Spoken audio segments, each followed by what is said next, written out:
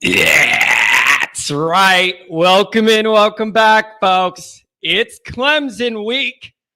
It's Clemson week. And it doesn't quite feel, Matt Miller, here's Johnny. It doesn't quite feel, I think, how we all wrote it up when we saw the schedule, it came out and it's been on a while. We knew this was circled. Sure, we would prefer that both teams have their playoff lives possibly on the line for this matchup. It just didn't happen, but that doesn't mean there's nothing to play for. It doesn't mean this isn't a big game. Notre Dame has every opportunity in the world to start changing the narrative this week at home. Are you going to show up? I don't know. Okay.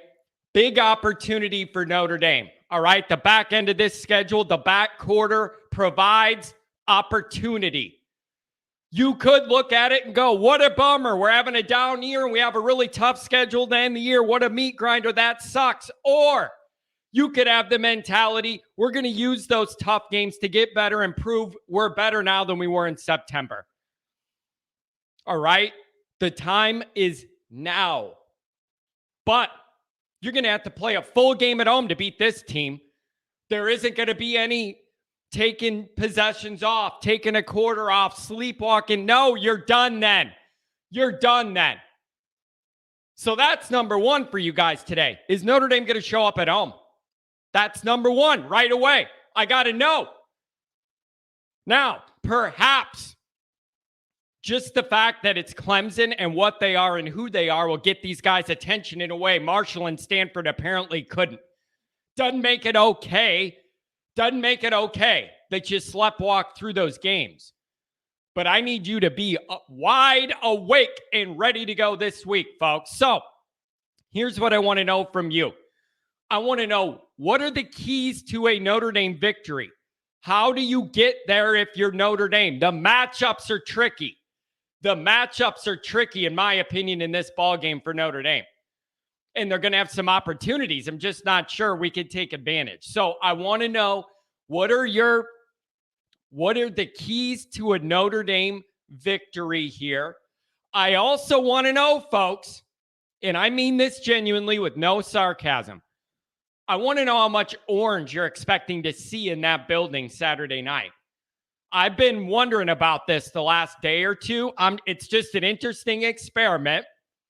I can't wait to get in there and see more than just their little corner, how much orange there is. So I want you to let me know, what are the keys to the game? Can Notre Dame do it? Also, do you have any thoughts about the college football selection committee's initial rankings? It was hard for me to care about them that much. Like, I reluctantly paid attention to that, but I got to admit, I was jealous and bitter the entire time. Like, I have my issues. Everybody does. But I'm pretty self-aware. That's not one of my issues. When I'm a jerk, I know I'm a jerk, and I admit why. When I have biases, I know why, and I admit it at least. Like with Michigan. I just had no interest. It annoyed me. I was bitter the whole time. And it's like, fine.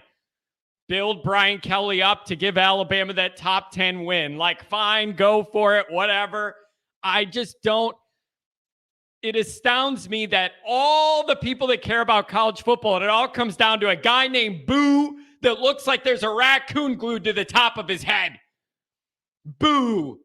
And you get up there and they just have their recycled lines of why this and why that don't really make sense. And they just say it and then people will move on. Whatever.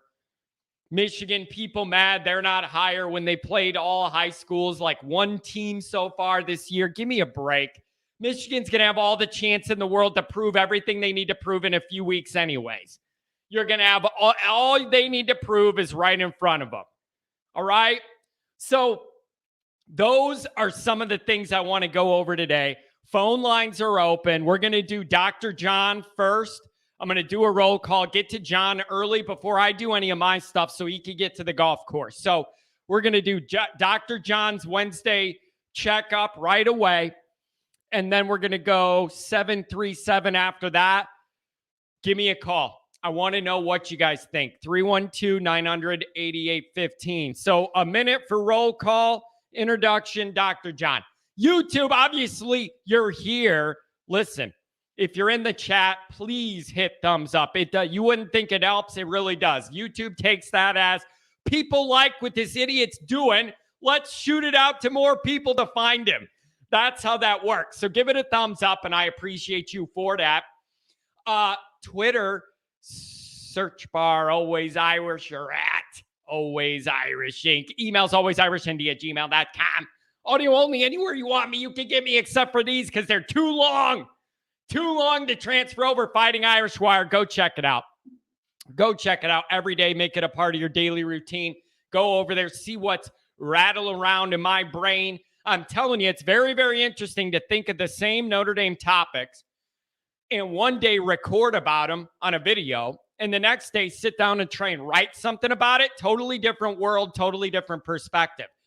Once you're doing this and you hit live, it's open mic, say things. Like, that's it. That's the whole point. Open mic, say things. When you're writing, it's totally different. You got to think about it longer. It gets in your mind. All right, let's do roll call and get to Dr. John. 786, I see you. You're in the mix as well. Oh, let's see. I starred a couple of these. Let's go. Paul, $5 holler. Paul's always good for a $5 holler in the morning, and I appreciate it very much. I have a very different feeling about this game than I did Monday. I think there's a chance to win. I think there's a chance to win too. That's easy to say. What are the percentages of it happening? Saying there's a chance, it's like Dumb and Dumber. There's always a chance, but what are the odds? What are the percentages? And what is the likelihood Notre Dame's going to do what you need to do to follow that path? This is very similar to Ohio State. I said there is a path for Notre Dame to beat Ohio State. It just can't be varied off of.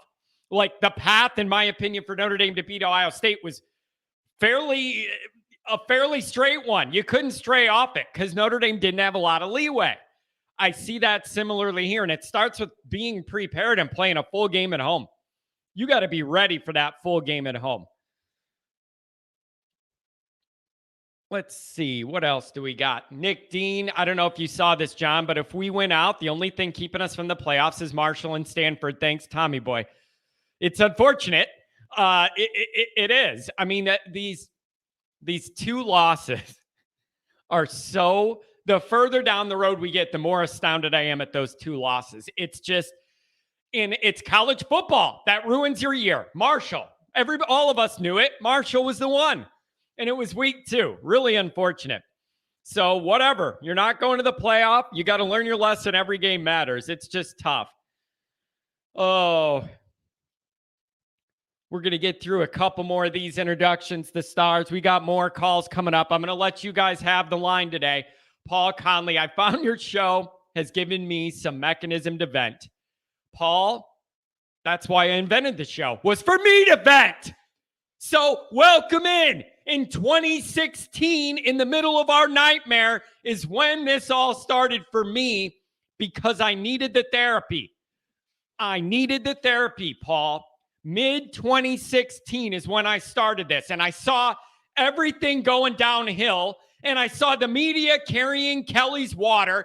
Nobody was asking the tough questions. The fans didn't have a voice, and we were hostage to that garbage every single week. That's how this show started. So maybe I should thank Kelly, because without 2016 and him burning this all down accidentally, this show never would have happened. So maybe I owe him for this little adventure of Always Irish. So it's my way to vent too. It's healthy, Paul. It's so healthy. It is. You just talk it all out, brother. You just talk it all out. Here we go. Tommy better hang 100 points on Clemson. How many quarters are you giving him? 47? Where are those points coming from? Are you drunk already, Vigo? Too early to be drunk, bro. Matt Miller. I've thought about this a ton. There's no way Freeman doesn't recognize this is all an issue. feels like he has his hands tied in the offseason last year. And then he obviously feels like his hands are tied in the middle of the season this year. Matt, you're hitting on one of my big picture points as we're nearing the end of the regular season. One of the big inflection points that I think is going to tell you a lot about the Freeman era and how it's going to go. How does he handle this offseason? How does he handle this offseason? I am reserving hope that he has a checklist of all the areas he's concerned about, whether it's coaching, development, recruiting, all of it, and that he's going to examine it all right after the year, right after they're done recruiting at USC. They always recruit in California when they're out there for the last home game. Whenever that's done, take stock of all these items. What is holding the program back? What is trajectory? What is the trajectory like in all these areas? Special teams straight up, trajectory straight up. That's a nationally respectable unit on this ball club. I need all this looked at, and I need tough decisions made right after the year. The one thing, I was asked this yesterday. I was on the phone with a friend, and he said, what are you worried about this offseason? Here's my number one worry. This is my number one nightmare this offseason. No matter what else happens, number one nightmare, worst case scenario. Freeman gets up there and says, yeah, rough year. We're just going to run it all back next year with better execution, and this will all look a lot better. You got a problem. Now I'm worried about Marcus Freeman. If he has the audacity after what this offense looks like to just say, we're just going to run it back, execute better. We all learned and we're going to be better next year. No. There needs to be bigger changes than that. And one of them is, if you don't send Tommy Rees to the NFL or suggest it, or he wants to do it or whatever, and you think you're going to find a quarterback somewhere and give it a one more try or whatever, fine. There at a minimum needs to be a David Cutcliffe analyst guy in that room. At a minimum. Tommy Rees has proven you cannot just let him do this and run it on his own. Look where it got us. So you can't do that. If Freeman gets pushback from Tommy, I don't want that, like I heard happen last year already, and he can't override Tommy. This is all messed up. Freeman ain't that guy then.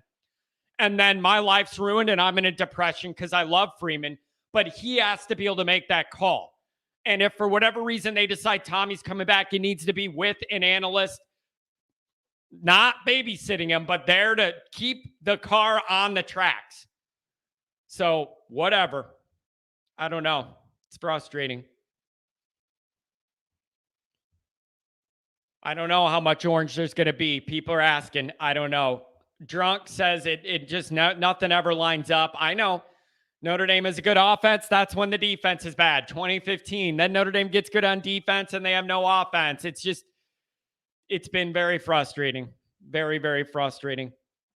Paul, my last confession, I told the priest I'm over-attached to Notre Dame football. Priest said detachments. Priest said live detachments as a virtue. I try and detach from this. This is spiritual. This is religious to us. Oh, it is. Dr. John, good morning, Chicago, and all points east are coming up first in 1 minute, John. Get you to the golf course. Oh, boy. Yeah, that's a good one. Nick, I wonder if BK didn't tell Tommy to stay 1 year, ruin our season, and then go to LSU with him. Hey, Brian Kelly's got himself a quarterback down there, running around, making throws. Kent, glad to see you here, man. You were a little late to the party. I was worried about you. You're usually the first commenter. Really think you guys could get Clemson. The defense is not that good, and you guys mall people sometimes got to be physical. Kent, it's just a matter of you don't know what Notre Dame team you're going to get and when. That's the issue. You just don't know. The baseline level of play is a mystery every week, and especially at home. I have no idea. I would like to think you don't need extra motivation to get fired up to play Clemson. We're going to find out. We're going to test that theory. Bass and Domer, I hope we see Drew Pine from the UNC game, not the imposter from Stanford. That's the issue. Again, inconsistencies, and he's severely limited. You just don't know what you're going to get. You don't know what you're going to get. But I do know this.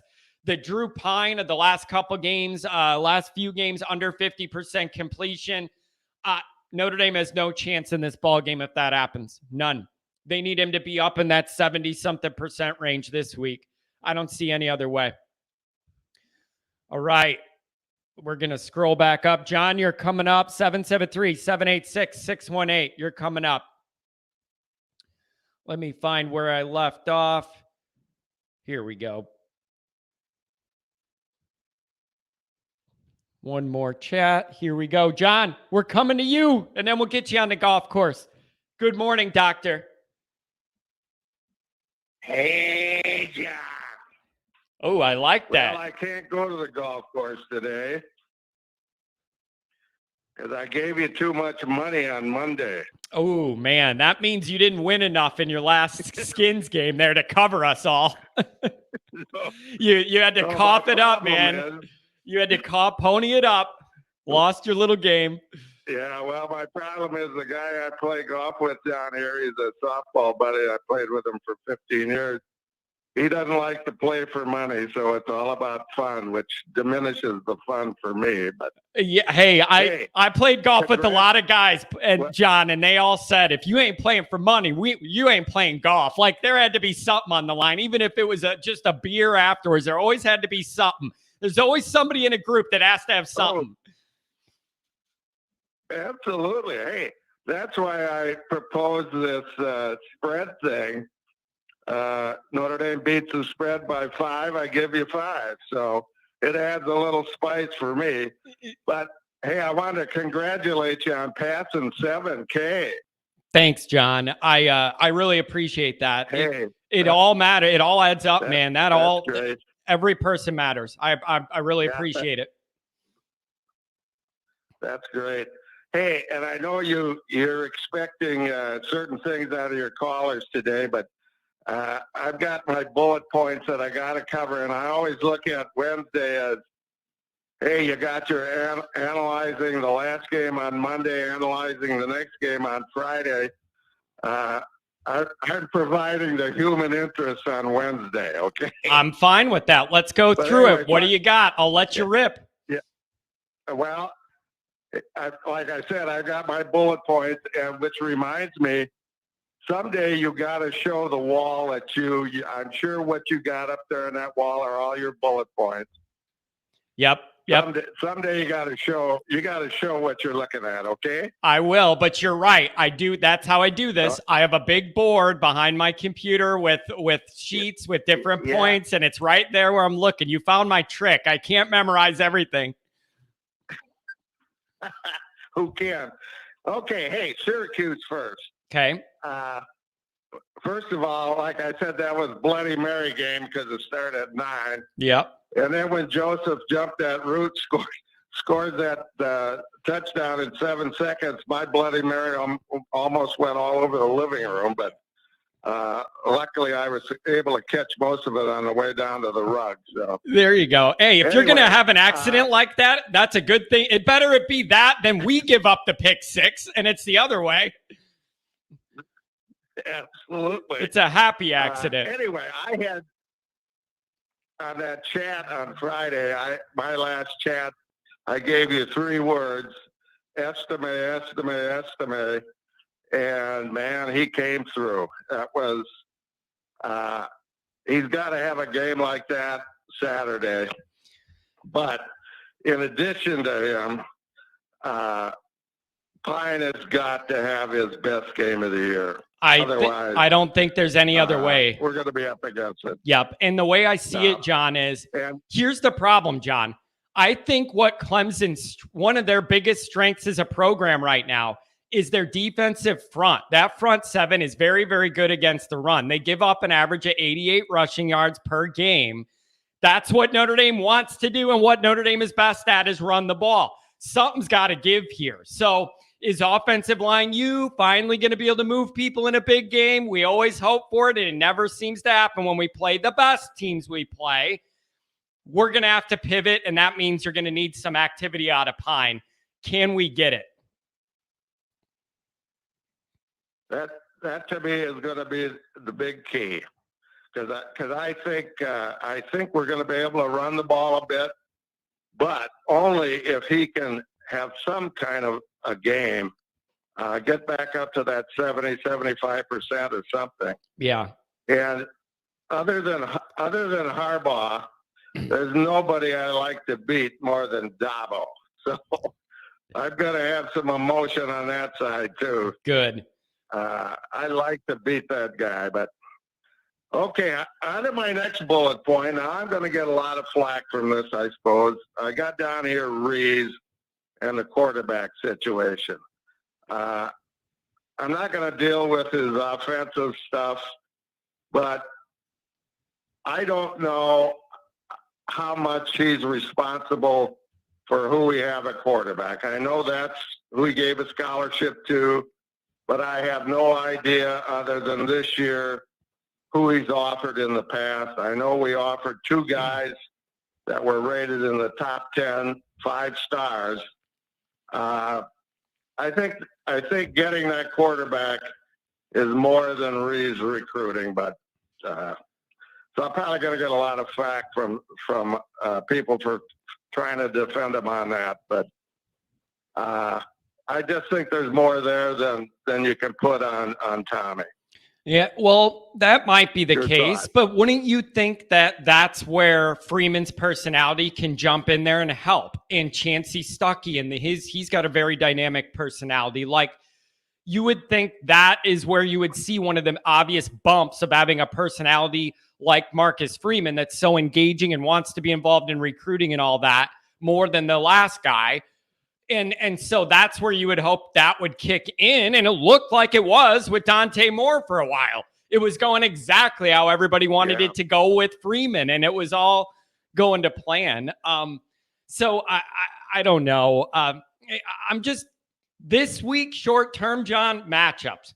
Football games are won with matchups, and I am concerned that Clemson's defensive strength is what we're going to try and do all night. And if it doesn't work, what's our pivot? That is kind of where I see this hinging. Well, I felt very, very positive last week. In fact, I said we'd win by 10, and we won by 17. We can win this ball game, but we do need some production out of Pine. So they can't just stack that middle against us. So yeah, John, that's my fear, John. The quarterback situation. Yeah. How many times have you seen Notre Dame in these big games against a talented front?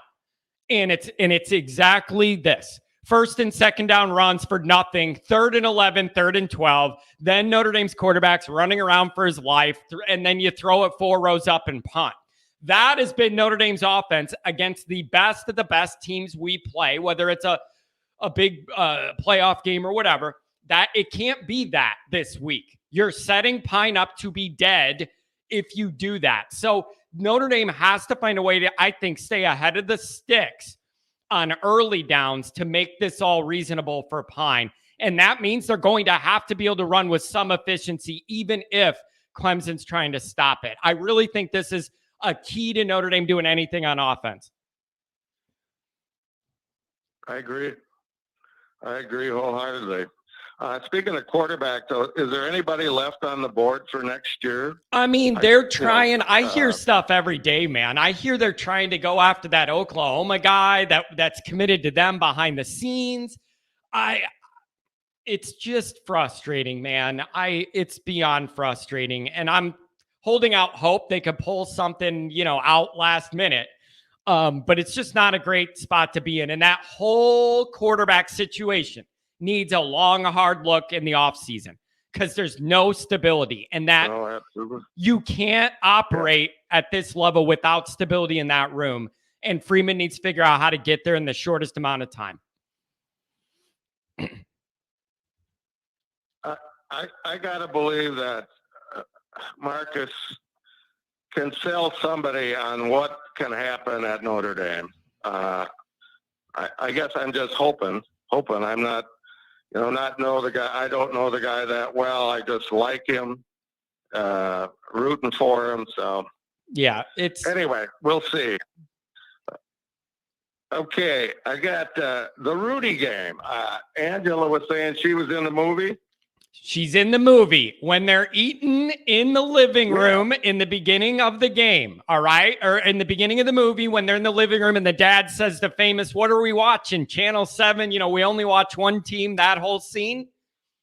She is the little girl on her knees eating soup, kneeled around that table in the living room. And so she would have been like 5. I'll have to watch it again. Look for it. She would be 5 or 6 or 7, I would imagine. Very little, cute little brunette girl. And she's one of the extras playing the kid role, eating soup around that little living room table. It's really cool. Well, I got to tell you, I was in that movie too. Oh, you were? What were you playing? Playing one of the? Were you playing one of the offensive tackles? I had one line. Oh, what? I said, what were you playing? One of the offensive tackles in the tryout scene there, or what? No. I had a speaking role. So, hey, now, come on, don't diminish this for me, okay? Go ahead. I had a speaking. Took me a long time to learn the line, but it was Rudy. Took me a while to memorize. Yeah, that. You had to write it down so you didn't forget it. Yeah, well, if you watch the movie and find the right frame and blow it up like crazy, you might see me and my daughter. Yeah, there you go. Now remind me, they did record that during the that was a Penn State game when they recorded it. It might have even been the Snow Bowl game, wasn't it? When they actually recorded that final scene. No. It was not Penn State, and there was no snow. It was a beautiful day. I'm sure they were there all week filming. Yeah. In fact, we had dinner with Jason Miller. Do you know who Jason Miller is? I know the name. He played Era. Oh, okay. We had dinner with him. We had dinner with him at Rocco's the night before. Well, look at you, man. You got all the connections, John. Yeah, well, we were at different tables, but he was there. But my daughters hear that I did this, they're going to stone me. Anyway, moving on. A couple of weeks ago, somebody asked you what your favorite Notre Dame memorabilia was, and I forget what you said. What did you say? I don't remember if I had a clear answer. I think my only answer was it would be one of the things I have that you can't buy. Like whatever old stuff I have, vintage stuff, whether it's an old jersey or something, but things you can't buy. I wouldn't value anything that you could go on eBay or Amazon and buy. It would all be off the radar stuff I acquired. Let's put it that way. Okay.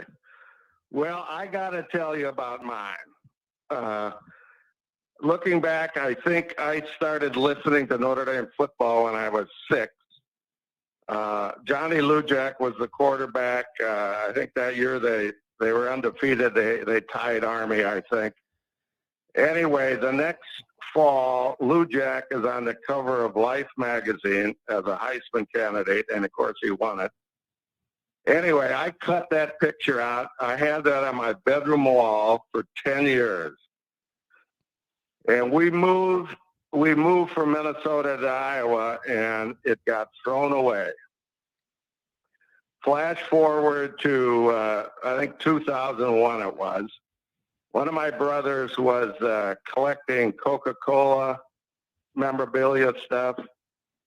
So he had connections with a bunch of dealers like that, collectibles around the Midwest. And I'm probably going to break up telling the story because it's a little emotional for me. But anyway, he finds that magazine at a dealer in South Dakota. He buys it. Now, my brother's living in Cedar Rapids, Iowa. He drives to Bettendorf, Iowa, where he knows Lujack belongs to a golf course. He goes out to the golf course. Lujack is there, signs the magazine to me. My brother frames it and gives it to me a couple of weeks later. That baby is back on my wall. What a cool story, man. And what a good brother you have as well. Yeah. What a good brother you have. That's wonderful. Well, he's kind of an asshole. I hope he listens to the show. Anyway. Oh, that's good. Anyway. That's good. Well, I was trying to be all, family oriented. Go ahead. I like that. Oh, that's good. Yeah. Well, he's the brother. The last couple of years, he and his daughter have joined me and my daughter. They were at the California game, and I gotta tell you this. So I don't know if you remember. I'm out in the backyard talking to you. I'm in this farmhouse at Bremen, Indiana. So we hang up. I go into the farmhouse. Here they are, all 6 of them. It's 5 of them lined up. They're bowing to me. They have listened to the show. They know your presence. Yeah, they know you're a heavy hitter. Yeah, they know you're a celebrity here. Oh yeah, you're a celebrity here. So, yeah, right. John, what are the odds? What are the odds that What are the odds that we're even in this late with a chance to win the game? Like, what do you think the odds of that are? Late third quarter, we're in it. Oh, God, my gut. I'm not even saying pull it off necessarily, but play well enough that you're within reach, late in the game where it's one possession, one way or the other. Like, just a really solid battle. I'm trying to figure out in my mind what the percentages are of that, even. Oh, percentages are tough for me. I mean, I had a really good feeling about Syracuse. I'm not quite there with Clemson, but I always think we can win. I always do. I always go in. I talked about those with the little devil on one shoulder, the angel on the other. Yeah, and they're both leprechauns for us. Forth. They're both leprechauns for us. Just different hats. Yeah, they are. And horns on one side. Are. Anyway, my last bullet point is I told you on Monday, I had to talk to my financial advisor after I gave you all that money. So the spread thing is still on, but I got to cap it at 10. That's fair. We'll take that deal. So. You know what? I'm going to have to start paying you, John, for doing all the heavy hitting and all the leg work here. I'm going to have to send you money. Hey, man, you're providing me with a lot of fun. So. Oh, I appreciate that. And everybody everybody loves you. You're a celebrity here. We talked about you and I and Kent being at that Ohio State game next year. You want to talk about a unique collection of personalities. Could you imagine? Yeah. I want to get a picture of all 3 of us and post it. Well, yeah, and he said in the chat that he'd be willing to push me around because he respects the elderly. Yeah. Well, I'm coming in with a special wheelchair. It's going to weigh about 1,200 pounds. So Kent, get ready, out, baby. He's sweating. He's dripping sweat, pushing you all over. You got bricks. You're sitting on bricks. Oh, I love that. I love that. That's great. We're going to get him. You got a lot of people. You got a lot of people to talk to. Enjoy you so much, John. So happy for your success. Keep going, and we'll look at the spread at 10:30 your time on Friday, and that'll be the magic number. Okay. All righty, there we go, man. Well, thanks for the call. This was a good one today, John. You're on a roll. Hey, but okay. Have fun. Have a good one. Irish. Take care. Go Irish. I'm telling you, this guy, whether he knows it or not, is like basically my adopted grandfather now. Like, my grandparents are dead. My Notre Dame grandparents are dead that loved it. Like, John's turning into that for me. Big Papa, longtime listener. Enjoy your content. Think it's going to be a great game. And yes, I'm a Clemson fan. Hey, really good program, a lot of heritage. Dabo knows what he's doing. This is going to be a good one. And the other thing, 737-786-618-224, you're coming up.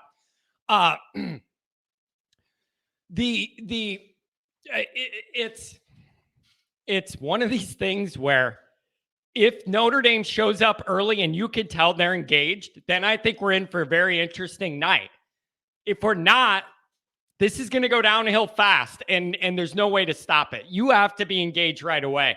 For some reason, I think they would.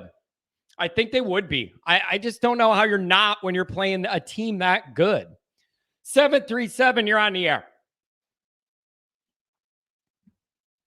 Hey, John. Good morning, sir. How are you? Welcome in. I'm doing very well. People are getting excited, man. There's a big opportunity here for the Irish, and we're all just trying to figure out, can Notre Dame take advantage of it? And if so, what that looks like. What do you think about all this?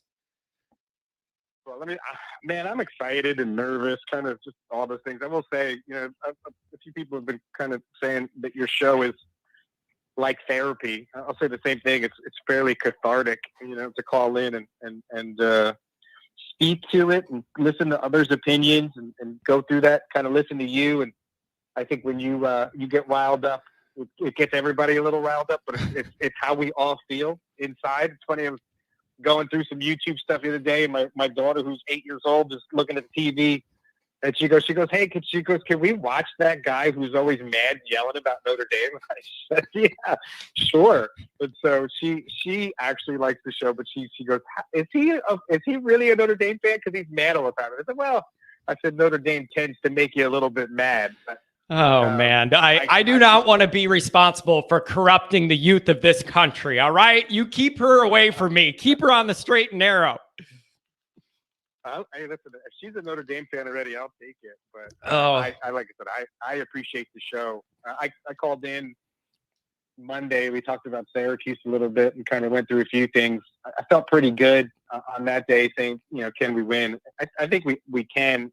You guys, you really already talked about it. When you kind of go through and see how we feel. I think when you look at Clemson and Notre Dame on paper, they're pretty close. Like, if you look at the rankings, if you look at kind of where they sit offensively and defensively, they're really not that far off. And there's a few things that came up that were pretty surprising. I will say, I think to win, you already said it, we need 70% Drew Pine. We need 70% Drew Pine or better. I don't think it's an option. I just think you're going to need it, because you're not. Do you agree with me? These guys give up 88 yards rushing, and their front seven is the strength of their defense. They are a little weaker on the back end than they have been in the past, but that plays to their favor because they're going to be really good at stopping what we're best at, running. They know they're going to be exposed on the back end, and they're going to dare Pine to beat them on that back end. That's how I see this going, and I just don't know if Notre Dame's going to be able to make the plays to stress them enough to make that reality. That's where I'm at. Am I seeing it wrong? Are you seeing it similar? How do you see it shaping out? I agree 100%. I think you'd have to be dumb not to play Notre Dame exactly that way. Yeah, and Dabo's had it. Here's the other thing, man. They are coming off a bye. Dabo's not an idiot. He's a championship level winning proven head coach who's had a half a month to look at Notre Dame tape. Doesn't take a genius to know you stack that damn box. You do not let Notre Dame run on you, and you say, Drew Pine, you want to beat us one-on-one deep? God bless you. We tip our cap, and Jesus loves Notre Dame. I just don't know if we're going to see it. I don't know if he could deliver it, but that's the path. It has to be the path. Yeah, I again, like I said, there's no way they don't see it. Everybody sees it. That's the weakness. You look at Clemson's D. They're giving up roughly 20 points, 19.9 points per game in terms of their rank as far as the 21st defense in the NCAA in terms of giving up points. Like you said, 88 yards. On the passing side, they're giving up 244 yards. Yeah. Game. So obviously they're giving up 200 and some yards a game passing. Two teams that can pass the ball. Like that's the thing. Yeah, they're giving that up, but it's to teams that run a decent passing offense. Like that's where I'm caught up in this. Let me ask you this too. You probably thought of this. Don't you agree this is the game where they're going to sell out, stop our run. We all know we want to try and run the ball. That's our path. Take pressure off the passing game, Pine, all that, eat up the clock, all of those things.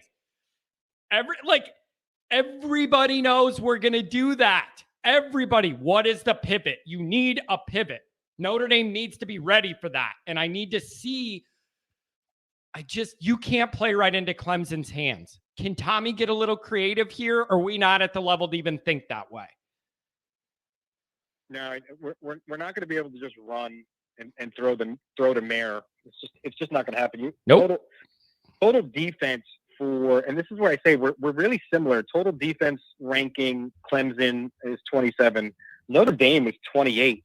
Believe it or not, man, I don't know. Like I said, I'm assuming that the website for the NCAA is accurate. Syracuse's total defense, they were ranked 16. They actually had a higher ranked defense than Clemson, although they have one more game. But that one more game versus Notre Dame versus Clemson's bye week, that ultimately would have hurt them. So yeah, again, a lot of similarities. The other thing I find that's pretty crazy, and I don't know if I would have never thought this. I started kind of looking at some of the numbers. It's more of like an analysis paralysis. The more I try to look at this and try to figure these things out, or just to kind of form my opinion on what's going to happen. But Clemson is the number 7 rushing defense in the country, and when you look at passing, they're number 86. So obviously, hey, if you're a coach, right, we got to look at passing. Here's the crazy thing, though. Can you guess, John? What do you think Marshall is ranked in terms of rushing defense? Any idea? No idea. I have not tried to think about Marshall ever in my life. I didn't want to think about him week 2, and I haven't wanted to think about him since. No idea. They're number 6. Wow. Number 6, which I was really surprised. Well, about. now wait a second though. But is that because they're playing in that lower level conference? So they're not playing like Power 5 every week. So does that skew their numbers in your mind because they're not playing a Power 5 schedule? Yeah. So they're not probably not playing obviously the same quality that the Clemson's playing, right? You know, like I don't, man, I am working myself all around the map here, like back to square one in how I want this game to go or see it going. Like I am.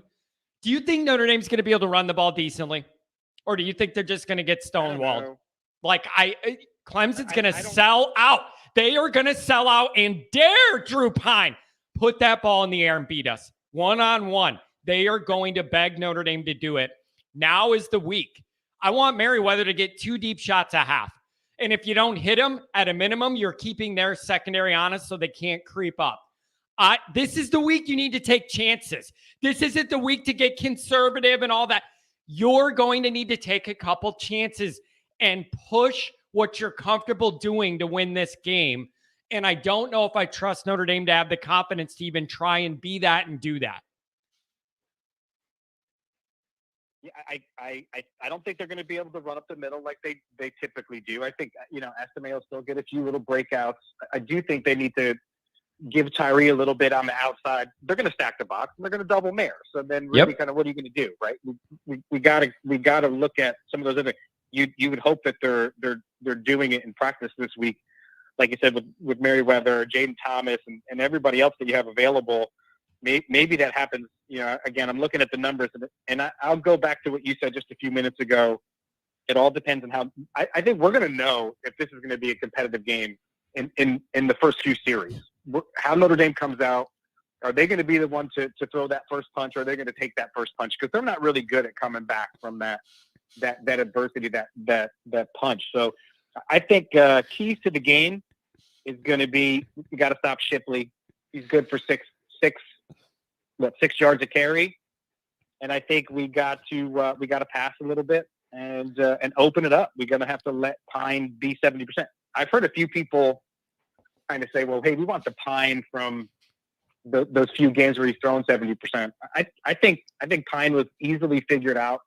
You got a few tapes on him, and coordinator said, "Hey, this is what we're going to do to shut him down." So he's going to have to come out and play. And now that wasn't a secret either. Like after North Carolina and even some of BYU, everybody, including this show, was saying, yeah, we love those high percentages, but it was those quick dump offs into the flat, like easier passes, getting the ball in space to your guys. And then we all said that was great, But you got to know teams are going to clamp up and block those routes, jump those routes, and then you're not going to be able to rely on it all year. You're going to have to stretch this offense and what it could be. Now, I like that Deion Colzie he got more involved last week. He had 3 catches, averaging 15 each. I really liked what he did. Get these guys out in the mix and let them ball out under the bright lights against a nationally great team and see what happens. I don't want to see us play tight, man. Play loose and play fun. Yeah, I think make Mayer the check down this week.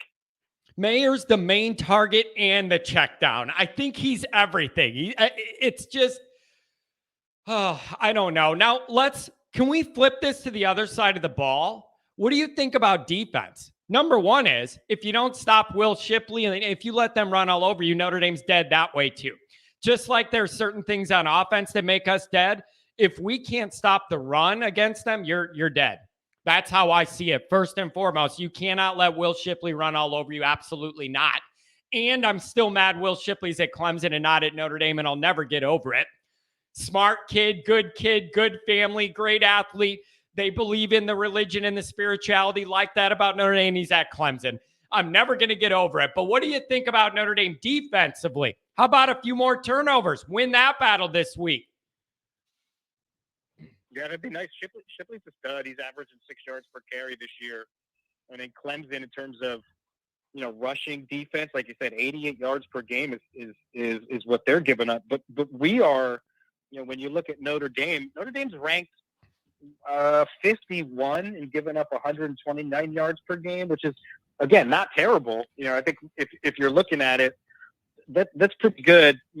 Our passing yards allowed, Clemson 86 at 244, Notre Dame 36 with 204. So big difference in terms of passing defense and all this. I think Notre Dame can. They tend to give up big third down plays. It's amazing. A few weeks ago, they're like 3rd and 17. They give up 16 yards. There's a 3rd and 12. They give up 11.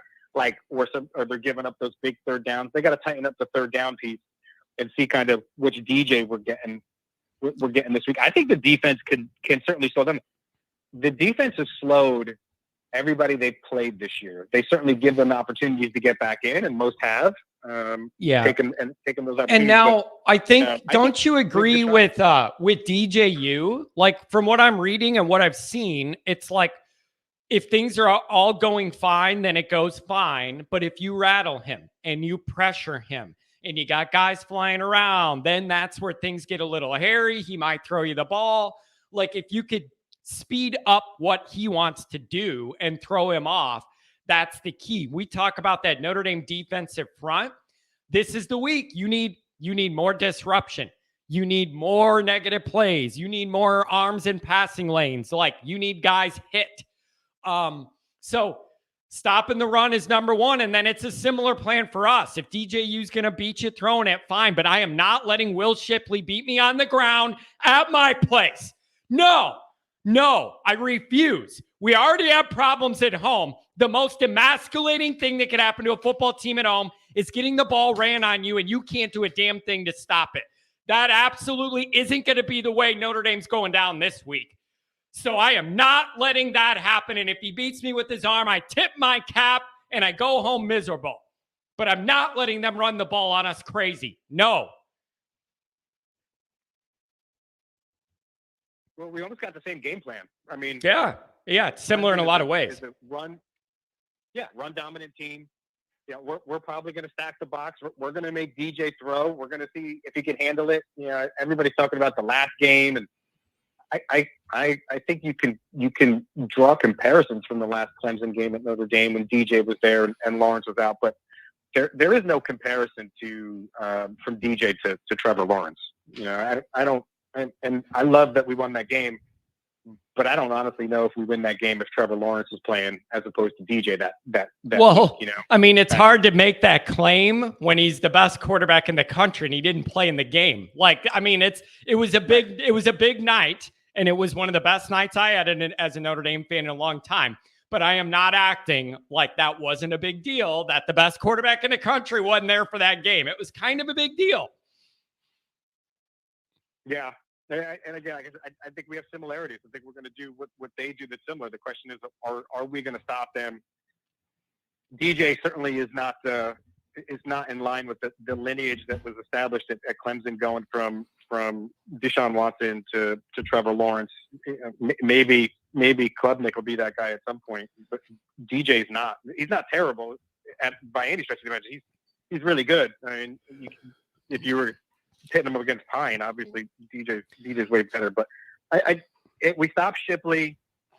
We're going to have similar game plans. It's really going to see how it goes. I'm 50-50. Like, I don't know. Like, if we, it all depends how we come out. I think that for me, if you're saying like, hey, do you think we could win the game? I think we can. I've said that in the past. I said that last Monday talking to you.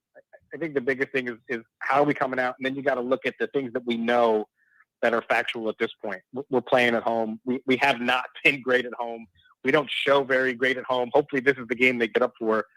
But I'm 50-50. I think the spread is 5. I'm surprised that the spread is only 5 at this point. It started at, I think, 3.5, went to 4, and then jumped up to 5. We'll see kind of where it goes on Saturday. But all in all, I think we could win. The D line is for Clemson, or they're studs, man. That's why their defense is ranked so high. Pine's going to have to make the throws to win. We got to get a complete game, and we got to be the first ones to come out and punch and give them a punch in the mouth and see kind of where that happens. Because I think both teams, Notre Dame more so on a larger scale, is harder at taking that first punch. Whereas, like, I think on the Clemson side, when DJ gets that punch, it affects him as well. So yeah. I don't know in terms of, you said rankings, and then I'll finish up here. But you said rankings.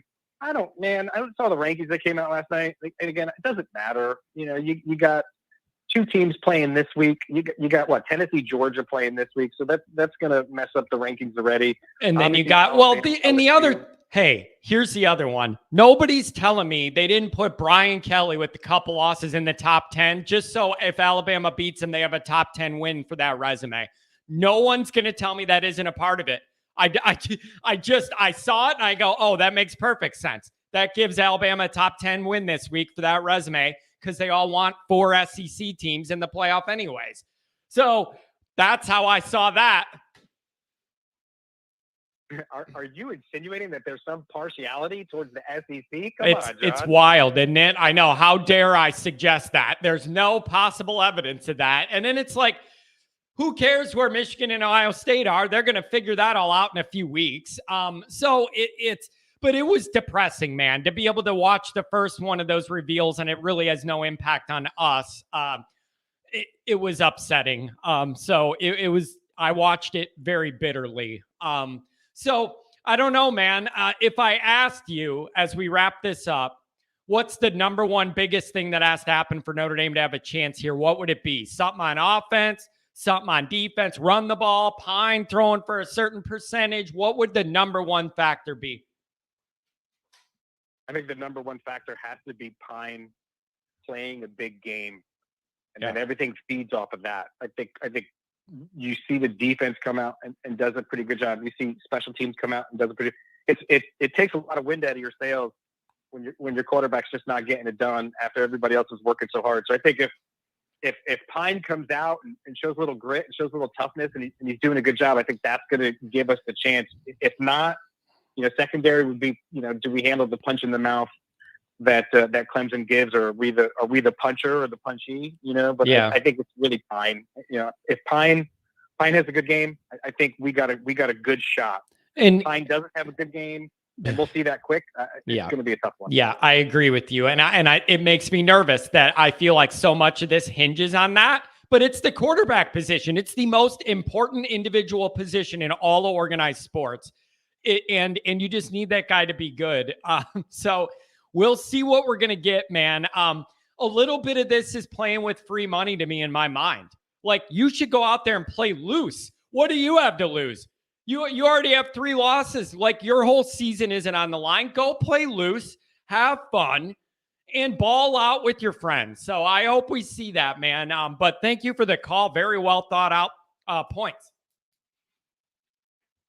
John, I always appreciate the time. Like I said, cathartic for me. Love to vent out. I wish I could be one of those just perpetually positive people. I got a friend, also a huge Notre Dame fan, and he's that guy that, hey, they're down 2 touchdowns with 2 minutes to go. He's like, hey, we're gonna get this touchdown. We're gonna get that onside kick. We're gonna win this game. Yeah. And I'm like, oh boy, I don't know if that's gonna happen. I wish I was positive like that. But you know what I realized, man? You know what I realized over the years as I've gotten older? You need a healthy fan ecosystem that has a punch bowl with a whole bunch of these personalities all in it together to balance each other out. Glass half empty guys, doom and gloom. We're always going to win, picking us to beat Alabama in the playoff. Like, you need a healthy ecosystem that balances these checks and balances with the glass half full, the glass half empty, and people that are going to drink it either way. It's a good ecosystem. I agree 100%. It's funny. I was watching a few things this week. I try to watch, obviously, not just Notre Dame stuff, because I don't feel like being in a Notre Dame echo chamber in any way, shape, or form. And I don't feel like your panel is like that. Obviously, we talk about the good, the bad, the good, the bad, the ugly. But you know what? Yeah. You know what's a good point on that? That's what happens sometimes when you're an independent. Like, think about it. 786, you're up next. 618-224 coming up. Think about it. When you're in this Notre Dame vacuum and you're not in the bigger sphere of like conference and, power rankings in the Big Ten or whatever, it is easy to get sucked into Notre Dame world where that's all you see. And it's them and the team we play, but it's not linked to anything bigger. I fall into that once in a while. Oh, it's easy. It's easy. But that's I try to be on both sides of the conversation and look at it kind of as a fan and as somebody that's critical of what we're doing and where we're going. And you kind of look at a few things that I've seen, just a few different sports shows where they're just kind of reviewing the game and looking at stats and looking at all this stuff. And everybody, again, they come up with the same thing. Like, hey, Notre Dame, if they're not getting the quarterback play, this is probably not a good week. But it's the thing that comes up every time. I mean, they talk about holes in the defense. Obviously, that's true. Typically, I would watch stuff, and I think Notre Dame gets bad calls or doesn't get some of the things that they should get. And again, I'm probably just hypersensitive to Notre Dame in general. But I think, the criticisms that are out there are warranted right now. I mean, you got the 2 big losses. You got poor play at home. Obviously, we have a quarterback situation that is not ideal. So, listen, I think we got a good shot. John, like I said, I appreciate being able to get on the call and talk about it. I think everybody makes really good points. It is somewhat cathartic for me. So then this way, my wife, my kids, my friends don't have to hear me complain about Notre Dame on the bad side. We all know that, hey, if Notre Dame's losing, Dad's probably going to be a little bit grumpy tonight. Yeah. Well, hey, that's what we're here for, man. That is exactly why I came up with this idea for the radio show. I was like, what is the one thing this fan base doesn't have right now? And it was giving them a voice, letting the fans say how they feel instead of just seeing how everybody else feels. So it's healthy, man. And I really appreciate the support, and we'll see what happens. It's going to be interesting. John, we all appreciate you, and we appreciate the line. Again, being able to call in and speak to it, the chats, all that stuff. I certainly appreciate it. Really look forward to the next few shows. Hope we win Saturday. And man, listen, we'll be calling in next week, and we'll either be really, really happy or we'll be really, really critical. So, John, hey, have a great Wednesday. Hope the rest of the show goes well, and we'll talk soon. Thank you very much. Appreciate it. Give me a call anytime. What a nice guy. The people that call me are so nice. I really appreciate it. 786, you're going to be up next. Kent said in the chat, with John, how John said he was going to weigh down his wheelchair to make Kent work. And then Kent replied, "Oh, I got him. Don't worry. I'm going to wheel him in. But if Notre Dame wins, I'm leaving him there. He can't get out." I like that, Kent. He's going to wheel him in, but if Notre Dame beats Ohio State, John, I guess you're going to spend the night here in that wherever we wheeled you. Come on, Kent. You can't do my man, Dr. John, that way. But could you imagine a tailgate with me, Kent, and Dr. John. You want to talk about three people that you wouldn't guess would have a lot in common, and we would have a great time, and we're going to make it happen. We're going to make it happen. Matt Miller says, are we going to have an Always Irish tailgate for ND Ohio State? Oh, there's going to be something. There's going to be something for sure. And I'll let everybody know where it is and what it is, especially Kent, John, everybody. So, oh yeah, there's going to be something for sure. And the other thing you guys need to realize is there isn't going to be a show Saturday morning. I'm going to be on campus. Friday morning, it might even be a struggle. So we're going to have to play that out. I got to figure out when I'm heading over to the Bend. All right. 786, you're in the mix. Good morning. Good morning. How are you? Good. How are you? I'm doing very well. What are you feeling about Clemson week here? We're a few days out. What's on your mind? I think I'm feeling pretty optimistic. I was pretty optimistic about Syracuse. I didn't think we were gonna win, but I knew it was gonna be a little bit more competitive than people would have thought it was gonna be. Which I mean, that just look at the spread. Most people thought that was going to be the case too. I don't know. Notre Dame's played tough. Look at some of these ranked teams that we played. I mean, Ohio State. I mean, show up. I mean, we show up to play them like we played Ohio State. Maybe we score a couple more points on offense. I think we could win. I don't see anything inside Clemson that stands out as like, wow, they're amazing. I think they're kind of in the position that they're in because they're undefeated. Where else you going to put them? So. Yep. No, there's no doubt. I think even Clemson loyalists would admit, this isn't quite the team we faced in the playoff. Like it isn't that with both on the defensive side of the ball and some of the offensive skill talent and most importantly, quarterback. But they are undefeated and I'm not going to question Dabo. He's proven he knows how to get to the top. He's coming off a bye. They're going to have a very good game plan for Notre Dame. How is Notre Dame going to react is my big concern. I mean, I feel like anybody can come up with a pretty easy strategy to beat Notre Dame. I just feel like... What's the pivot? Right, you're heading to my next point. What is the pivot? Because they're not going to just let us line up and run it. What is the pivot? Do you have one? Can you execute it? I mean, we've been talking about Drew Pine. I mean, I commented on your live show Monday that Drew Pine is holding back the whole program, and I mean that's just the truth. I mean, I was trying to give him the benefit of the doubt, say like, hey, like, what do you want him to do back there? I mean, he's throwing at the people who are dropping it. He's a short guy, can't see, can't read defenses, can't read zone. Can't read man. He just has his eyes locked on there the whole time. And what else is he supposed to do? But man, these last two games have just been.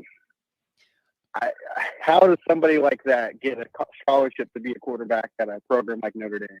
You always say it.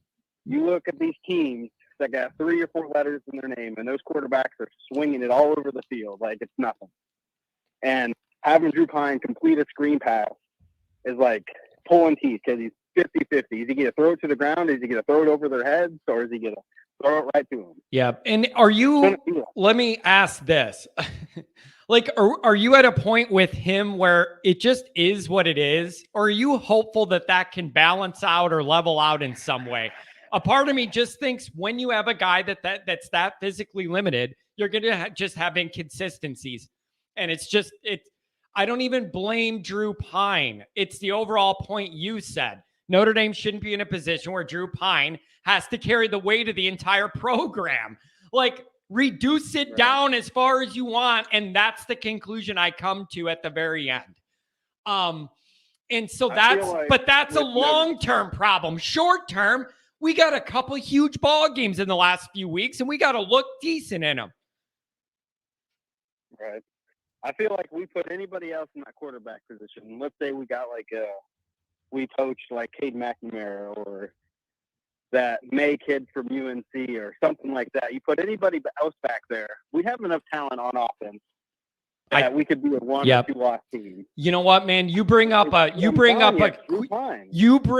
question I've been asking, and I've been asking friends, family, like people in this sphere. Let me ask you: drop Drake May into Notre Dame's quarterback situation. How much better does that team look right away? Keep the wide receiver inconsistency. Everything else is the same, but you drop Drake May in that quarterback room. Notre Dame has 1 loss, maybe no losses, in my opinion, if that was the dynamic.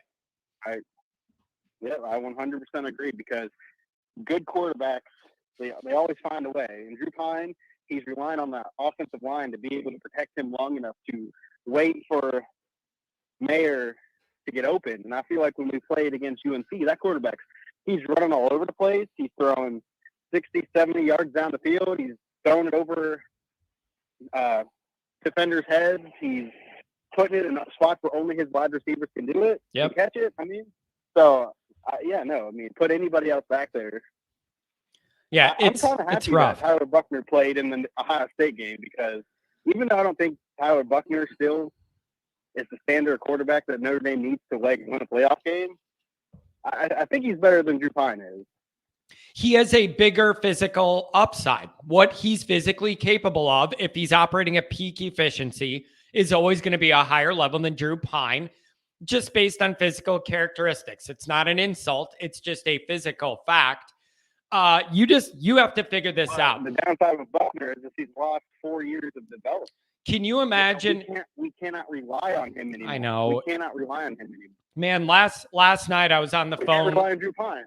Last night I was on the phone with the Notre Dame buddy, and I was just telling him, could you imagine how frustrated you would be if you're Tyler Buchner and his family?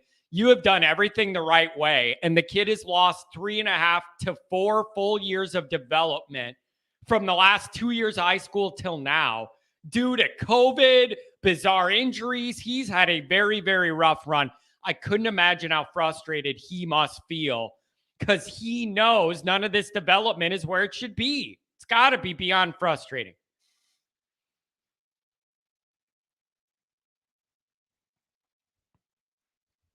Hello? Hello? I don't know what happened. He dropped off. Sorry, 786. You dropped off. Couldn't hear you. I did not mean to hang up on you. There was just all static and I couldn't hear you. Oh, let's look at a couple chats. 618, you're up next. 618-224-818. Next one's up.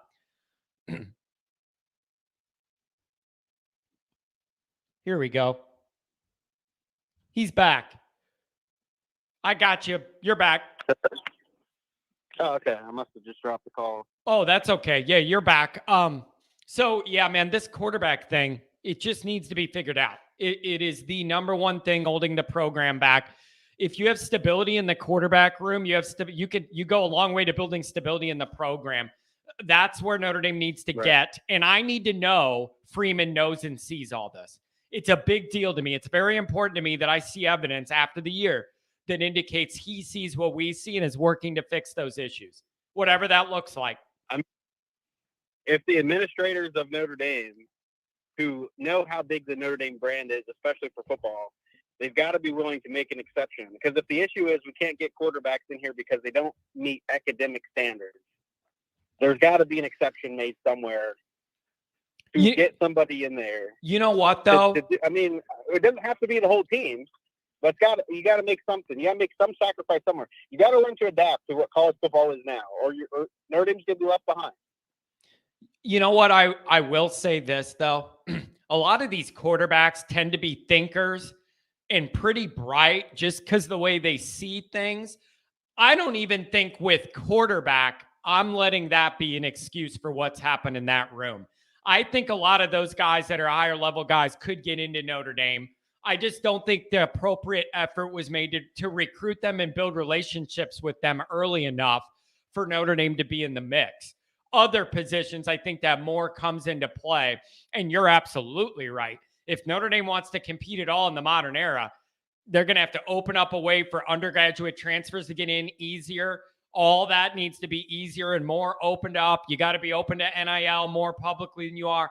A lot of those things need to change. It's a changing world, my friend. Yep.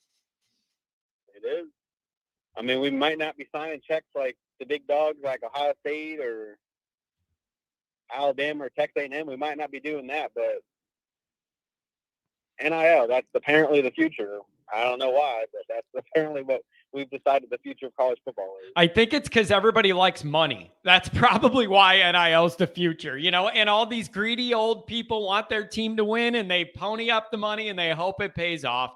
I hold, you know what? You could tell me, man, maybe I like to think I'm pretty realistic about things, especially with Notre Dame, like have a pretty realistic pulse. I don't live in a dream world, but I do hold out some romantic, nostalgic hope that in the long run, somehow, some way, Notre Dame trying to do things the right way and not cut these big corners will pay off for them. But I've been hoping for that for 25 years, and I'm still waiting for the payoff. Right. I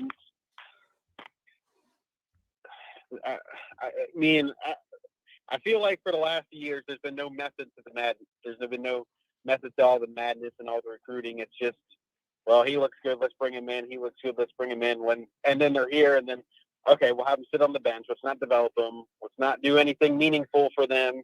Like stated before, I think in one of your first radio shows of the season about how quarterbacks under Brian Kelly got statistically worse as they played there. I mean, it was the number one red flag. It was my number one red flag. Like, you could argue who they're recruiting and the level of that talent when they come in to Notre Dame. But a bigger indicator to me of how that's all going is, why do even the best guys we have get statistically worse the longer they play under Brian Kelly at Notre Dame? Deshaun Kaiser numbers went down the longer he played, and he was one of the high-end guys. Even Ian Book, that second year he was the starter, the numbers went down. Completion percentage went down. Touchdowns went down. It never trended the right way. You're fighting the tide then. And I need that all to change. Recruiting, development, retention. It all has to get better. All three. Well, don't just recruit, but make recruiting make sense. Don't just go out there and recruit 100 million players or whatever you want. Recruit meaningful recruits, I guess you could say, because we could recruit. I feel like Ohio State, as much as I hate to say it, they're pretty good at recruiting players that they need. Like, for whatever reason, they always seem to get really good wide receivers. They always seem to get really good quarterbacks. But they don't necessarily go into the portal or whatever and pull really good defenders because they know that they can teach them how to be really good. And it's almost the opposite there at Notre Dame. We get these good guys in and then they don't do anything and or get worse. I don't know if we're not giving them the time or the resources that they need to develop. Something's off. But whatever the reason is, we probably will never know because we're behind the scenes. All I know is, it doesn't look right. It doesn't feel right. And the results aren't right. Like, that is not me trying to be negative or extra critical of Reese or Kelly or anything. I'm objectively looking at the evidence that tells me none of it's good enough. None of it's close to good enough. And the issue is, man, I don't have any more patience for bad Notre Dame quarterback dynamics. Like, we have seen enough of it if you're in my age range for a lifetime. And I just don't have the patience anymore. Can you find one elite guy, hitch your wagon to it, develop the guy, put all the young talent around him, keep the good offensive line play, let's go. Don't make it this hard. Especially in the NIL and transfer portal era, there is no excuse for not having an elite quarterback at Notre Dame. It blows my mind that there's nobody out there that would love the appeal of being that quarterback at Notre Dame. Like, it used to have cachet. It used to matter. It used to be a big deal, man. You were Notre Dame's quarterback. You were the nation's son. You were the quarterback at Notre Dame. Like, maybe we've lost our luster, and that's our fault if it's true. So what do you think, man? Are we in this game late? A one-score game where we can make some moves and steal it? Or do you think that this just kind of slowly gets away from us? How would you see this going? If Notre Dame can win the turnover battle, because obviously our offense no matter what Drew Pine shows up, is still going to be somewhat limited because even if he's on, it's still not going to be good enough. So, very first play of the game versus Syracuse, pick six. It's blocked another punt. We gave us on a 5-yard line or whatever it was, 2-yard line, ran in for a touchdown.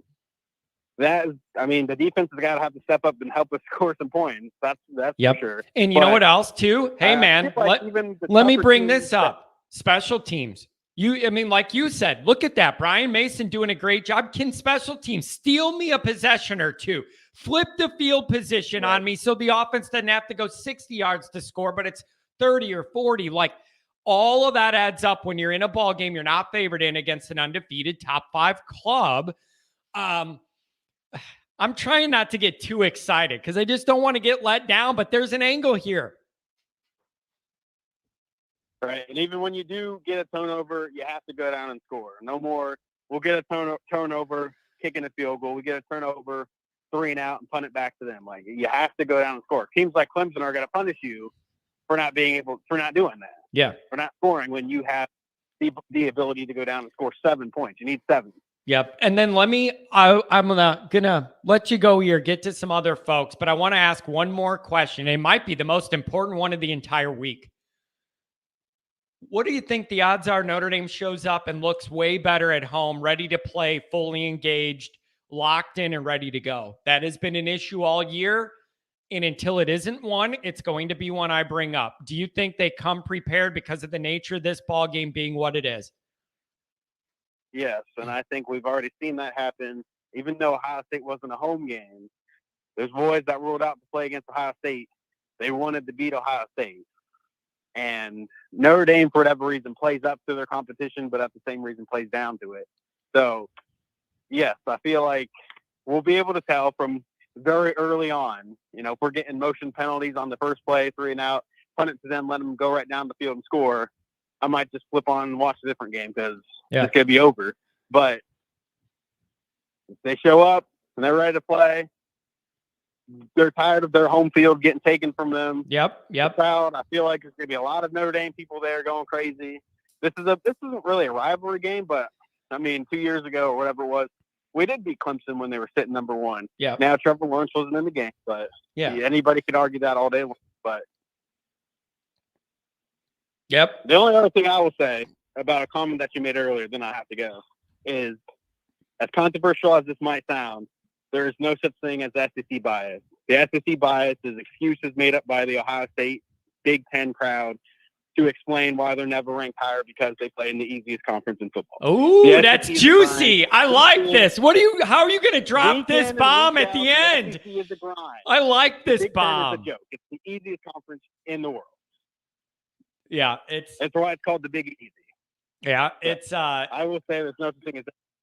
I like that. I like you dropping that bomb. So listen, I'm not saying the SEC's easy to navigate. Everybody knows that. I just think they want Alabama in it 20 years in a row if possible, like no matter what.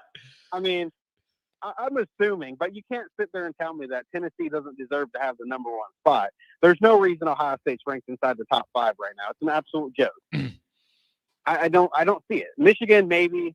Alabama, I don't know. Georgia, yes. Tennessee, yes. Ohio State, they haven't proven themselves. So the 2 ranked teams they played, they struggled the entire game. I don't understand why everyone's so high on Ohio. You know what I'm going to tell you I can't believe I'm saying it. This might be the first time in my life since I was a little kid.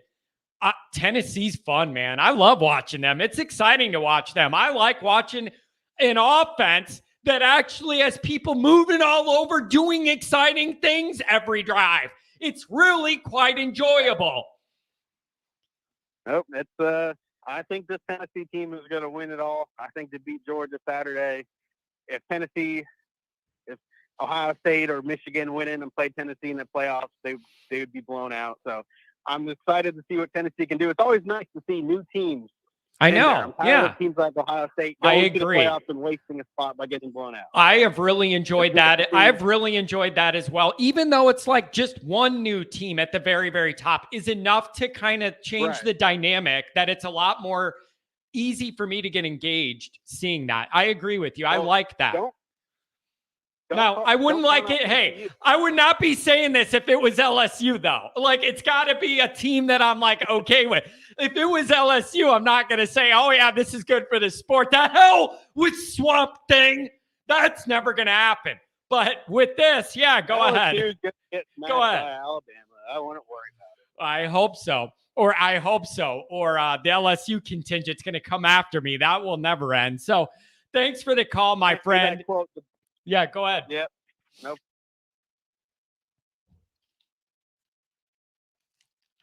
Did I lose you again? All right. We lost them second time. We were done anyways. Kent says the tailgate's in full effect. You better believe it, baby. We're tailgating. You're my guest, Kent. I'm going to show you everything you need to see. You're going to meet the Always Irish crew. We're going to pop a couple lids. It's going to be a good time. It's going to be a good time. ESPN runs college football. Well, they certainly do. 618, you're up next. Mark with the $4.99, $5 holler. Mark, thank you.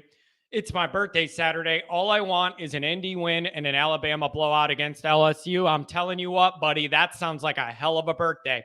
I wouldn't even need actual presents. That would provide all of the emotional fulfillment I need to sustain me the rest of the fall, okay? Love that. Happy birthday, Mark. I hope our boys give you the present you want. Here we go. Dabo's not making the connection with DJ. He's not paying attention like a GM married to his round one franchise QB pick, and it's going to backfire to Clemson loss this week. That's a very interesting perspective because there has been a little bit of instability with him. He hasn't been good sometimes. Sometimes they pull him in the game and go to Klubnik. Like, I don't know. But I do know the only way you're going to rattle this kid is to get after him. Somebody put in a chat, I need Foskey and these linebackers and that defensive front to come to life right away. Yeah, you're damn right. Disruption this week. That is the recipe. Disrupt, disrupt, disrupt. You pressure this guy, you could get to him. Need to see it. Gotta see it. Want to see it. 618. Let's make it great. You're on the air. Hey, how you doing, John? Let me touch on the recruiting first before I go to the Clemson game. Okay. If I've been a lifelong Notre Dame fan, but with this group of coaches, if I'm a quarterback, why would I want to come to Notre Dame? For one, you want to play right away. And if I feel like I'm better than the guys that you already got, you know why I'm not playing. Everybody talking about the Angeli, the forgettable guy, but man, it's not, you're not playing Angeli. This guy's not playing good. I mean, these quarterbacks going to other colleges because they get that opportunity to play right away off the bat.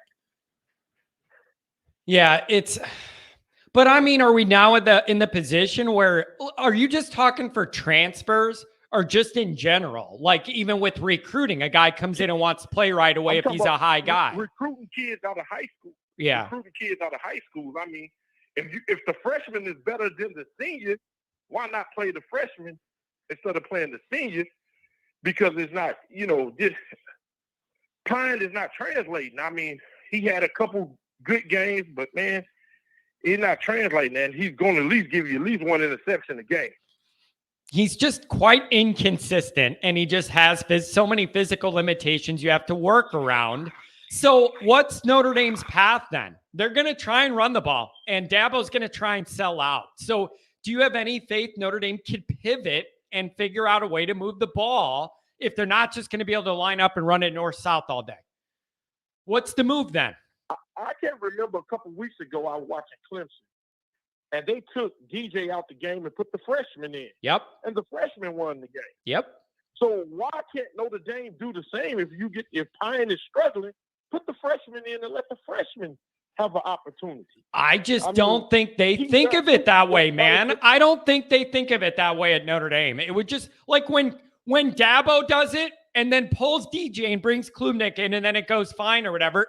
It's nothing. But if Notre Dame, it's like a huge deal to imagine Notre Dame doing something like that. It's just so different here. And by different, I mean bad. And I thought about it. I mean, with the Dante Moore situation, I was like, okay, maybe it's Nike, the Nike money up in Oregon. Then I started thinking about it. You got a freshman on the bench that's getting no playing time because usually when kids commit, you still recruit them, or they decommit, you still recruit them. Yeah, but he probably would have never went to Notre Dame anyway, based on like, man, they got a freshman on the bench, ain't even getting the opportunity. Why should I go there to sit 2 years? but wouldn't you think that if you're a high-end guy, I'm talking you're the Manning kid, you're Dante Moore, like whatever, don't those guys just think I'm good enough, I'm going to bully my way in and play right away? Like, aren't those alpha guys not even thinking of it that way because they're so confident that they think they could go in and compete and play right away? Like the alphas, the top guys, a 5-star guy, do they worry about that depth chart deal that much? I wonder. Some, you know what? Some guys do and some guys don't. I mean, you still got Reese there, man. Reese probably still with the old. It seemed like Reese, like he want to play the guys that had the talent that he had instead of playing the better guys. As long as he's there, and Freeman went to Ohio State, man. You know that Ohio State always played the best players. They don't care if you was freshman, sophomore, junior, senior. They played the best players. Yeah. And that's where he got to step in and cross the line and say, hey, look, if Jelly is better than Pine, we're going with that Jelly. No matter what. But what if, here's the trick though. What if he's not always better than Pine, but Pine's just doing really bad? Like that's the dynamic it would be, is Angeli was third on the depth chart for a reason, and now people are asking for him to be first. Like it's all backwards. It's all backwards. Maybe Angeli was shit. It's all backwards. It's making me lose my mind. It's all ass backwards. With Notre Dame, nothing ever lines up. Have a normal quarterback room. Yeah. I mean, I can't wait to see what this Carr kid could do. I wish, I was hoping that maybe he would have. Hell, will I even be alive to see it at this rate? Will I even be alive to see it? Because it isn't going to be next year. And then the next year, is he going to compete as a freshman, or do we have to wait a year? Hell, 3 more years. I might be dead for 2 of them at this rate. That's a long time from us being able to rely on Carr. Even if he's good, it's a long ways away. And John, I done watched some of his highlights and stuff, man, and I just think he inconsistent. To be honest with you. I saw that he had a couple off games, or I saw tweets saying he had a really bad week, he struggled or whatever. I got enough problems with what Notre Dame's doing. I can't analyze high school tape in the competition and decide all that. I couldn't even look into it. Yeah. But even when Dante Moore committed to Oregon, I still would have recruited Dante Moore. But are you sure they're not? Are you sure they're not? How do we know they're not? They might be keeping in contact with them, flirting with them, trying to see if things are still on track, see if those checks cleared yet from Nike. Oh, I mean, never mind. Just kidding. Just kidding. Did that slip out? Just kidding. Yeah, but I think the only way that you could probably get a Dante Moore to come in is you promise, hey, look, you see what's going on with the quarterback situation this year. You're going to come in the spring, and you're going to compete for the quarterback position. Yeah. We're not going to have a depth chart in the spring. We're going to put you in position to either win it or either lose it. Are you interested in transfers? Like, do you want Notre Dame to go that route next year? Like you're in an you're in an in-between year next year because Carr's not in yet. Nobody loves what we've seen from Pine. Angeli has no experience. Buckner's coming off an injury. You're in a crappy spot to start next year too. What do you do then? You bring another guy in there, then you have that in the mix to juggle. One of those guys at least is going to transfer. It's a crowded room. Like none of this is easy, but none of it's where it needs to be. Well, I mean, being from the Texas area or whatnot, John, I do have a source that said they're still going to go after the Geyer quarterback. They're still going to try to go after him, but it might not work. Yeah, it might not. It might be a little bit too late by just putting all your eggs in the Dante Moore basket when they could have had one of them quarterbacks already committed. Yeah, it's tough. And they made a risk. And they went after Dante Moore. They let it be known they were all in on him. And everybody knew it was a risk. And if it pays off, it pays off. And we love it. And if you don't, you're in a bad spot. Guess what? We're in a bad spot. Yes. And I think during that recruitment of Dante Moore, they should have kept in contact with them quarterbacks because, like I told you last time I was on the show, hey, Oklahoma ain't doing no better than what Notre Dame. Matter of fact, Notre Dame is probably better than Oklahoma. Yep. Right? Yep. So they're doing no better. So why not go after the Jackson kid? Why not? You got one of your teammates. You should have been on the teammate like, hey man, see what's going on. Maybe we can pull him in. Maybe we can't. Yeah. But you got to try. To the Clemson game, I think Notre Dame wins this game. Do you? What's the path then? Tell me that path, what it looks like if they accomplish it. DJ is going to be the problem. He's very inconsistent. And the last time we played Clemson at home, he was the quarterback. And he looks good then, but I don't think he's going to look that good now. But what about the inconsistencies on our side, though? Because we have more of an inconsistency problem. But I think our defensive backfield will play good enough, and maybe the run defense will step it all the way up, where they don't want to hear about this kid. Something similar to what they did against Ohio State. I mean, they stepped up. The defense stepped up. It's just that it wasn't. And I don't think Clemson is as good as Ohio State either. Yeah, no, I don't believe so either. But I'm also not taking them for granted. I'm also showing them respect because Clemson has earned it. Yeah. And I realize people listen, man, I realize people think the ACC's weak and all that. I understand that. Some of those years Clemson was rolling, the ACC was really down. But when they got to the playoff, they did what they need to do and won those games. I credit them for that. Dabo knows what he's doing. He had a half a month to prepare for the Irish. He's going to have stuff dialed up. He's going to be ready. Dabo's going to be ready. Yeah, and I just think Freeman needs to have them completely ready. I mean, and he needs to, like I say, that quarterback situation. Hey, look, this is a huge, huge game. It's no way if he's not showing anything in the first half, and we're close, and we still in it. We still have a chance to win it. We have to go with the other quarterback. There's no ifs, ands, or buts about it. Yeah, but that's wild. But that's wild. You're putting in it. Then you're putting in a guy against a top 5 team with everything on the line to upset them, and you're going to have a guy you haven't seen pass it all this year go in and do that.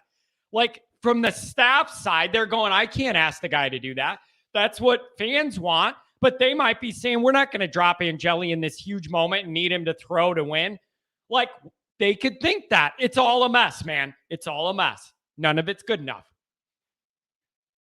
Yeah, I just think, man, like that inconsistency, you cannot be inconsistent against Clemson. Right. Or either you stay in it in the first half because of the defense and then get blew away in the second half because nothing is moving on the offense, or you have to go otherwise. I mean, that's the reason why these other colleges get these top recruits, because they know what they got. You can't now tell me that Reese and Freeman don't know what they got in Angeli. Yeah, I keep saying my big key to the whole offseason is I need to have reassurance that Marcus Freeman sees what we all see on offense. I need to know after the year's over that he sees it. I realize he thinks he's trapped and can't do much in the year to pivot. I need to see some evidence he knows that room needs to get flipped and fixed right after USC, right after they get done recruiting the West Coast. I want to hear something on, we know that area is not good enough. We need to get it better. So I don't know, man. Did the Irish get it done? Yes or no? Putting you on the hook. Yes. I think they win a close game, man. It'd be real close. Ooh. Go 31-28 Irish. Ooh, 31-28 Irish means John's going to have a long night in South Bend is what that means. I'm up for it. If that happens, John's staying out. We're going to Eddy Street, and we're going to live it up. Yeah. And I just think that I haven't seen enough out of Clemson this year. I mean, I think they've been inconsistent and hit and miss. You know, it's just that they walked away with the W, you know. There you go. And so you're and then we're on the other end. We've been inconsistent, but we unfortunately took a couple losses. Maybe that's just the big difference, man. They made it through their struggles and we didn't, you know. And I think that this week, man, the Notre Dame crowd and Notre Dame do enough just to get the victory. There you go. If it happens, it'd be a really big win for the whole program. Let's hope it happens. Give me a call. Give me a call again, my friend. Thanks a lot. Okay. All right. Have a good one. Go Irish. Thanks for the call. Oh, Nick Shepkowski, check it in. Always Irish fan. Better late than never. Go over Fighting Irish Wire, folks. Check out everything Nick has to say. Check it out. Good stuff every day. Make it a part of your media routine. Okay. What was I going to star? Couple things here. All right. I'll come back to this. I'm going to get to more calls, give as many of those as I can, and then come back to the chat. This show can go a little bit longer if we need to and people are interested. I'm fine with that. 224. Give me some more. What's going on today? Hello. Hello. Hello, darkness, my old friend. Did you fall asleep on the line again? Call me back. You're off the air. I put him on the air. He's off the air. Nobody there. It was a ghost call. 818. Make it great.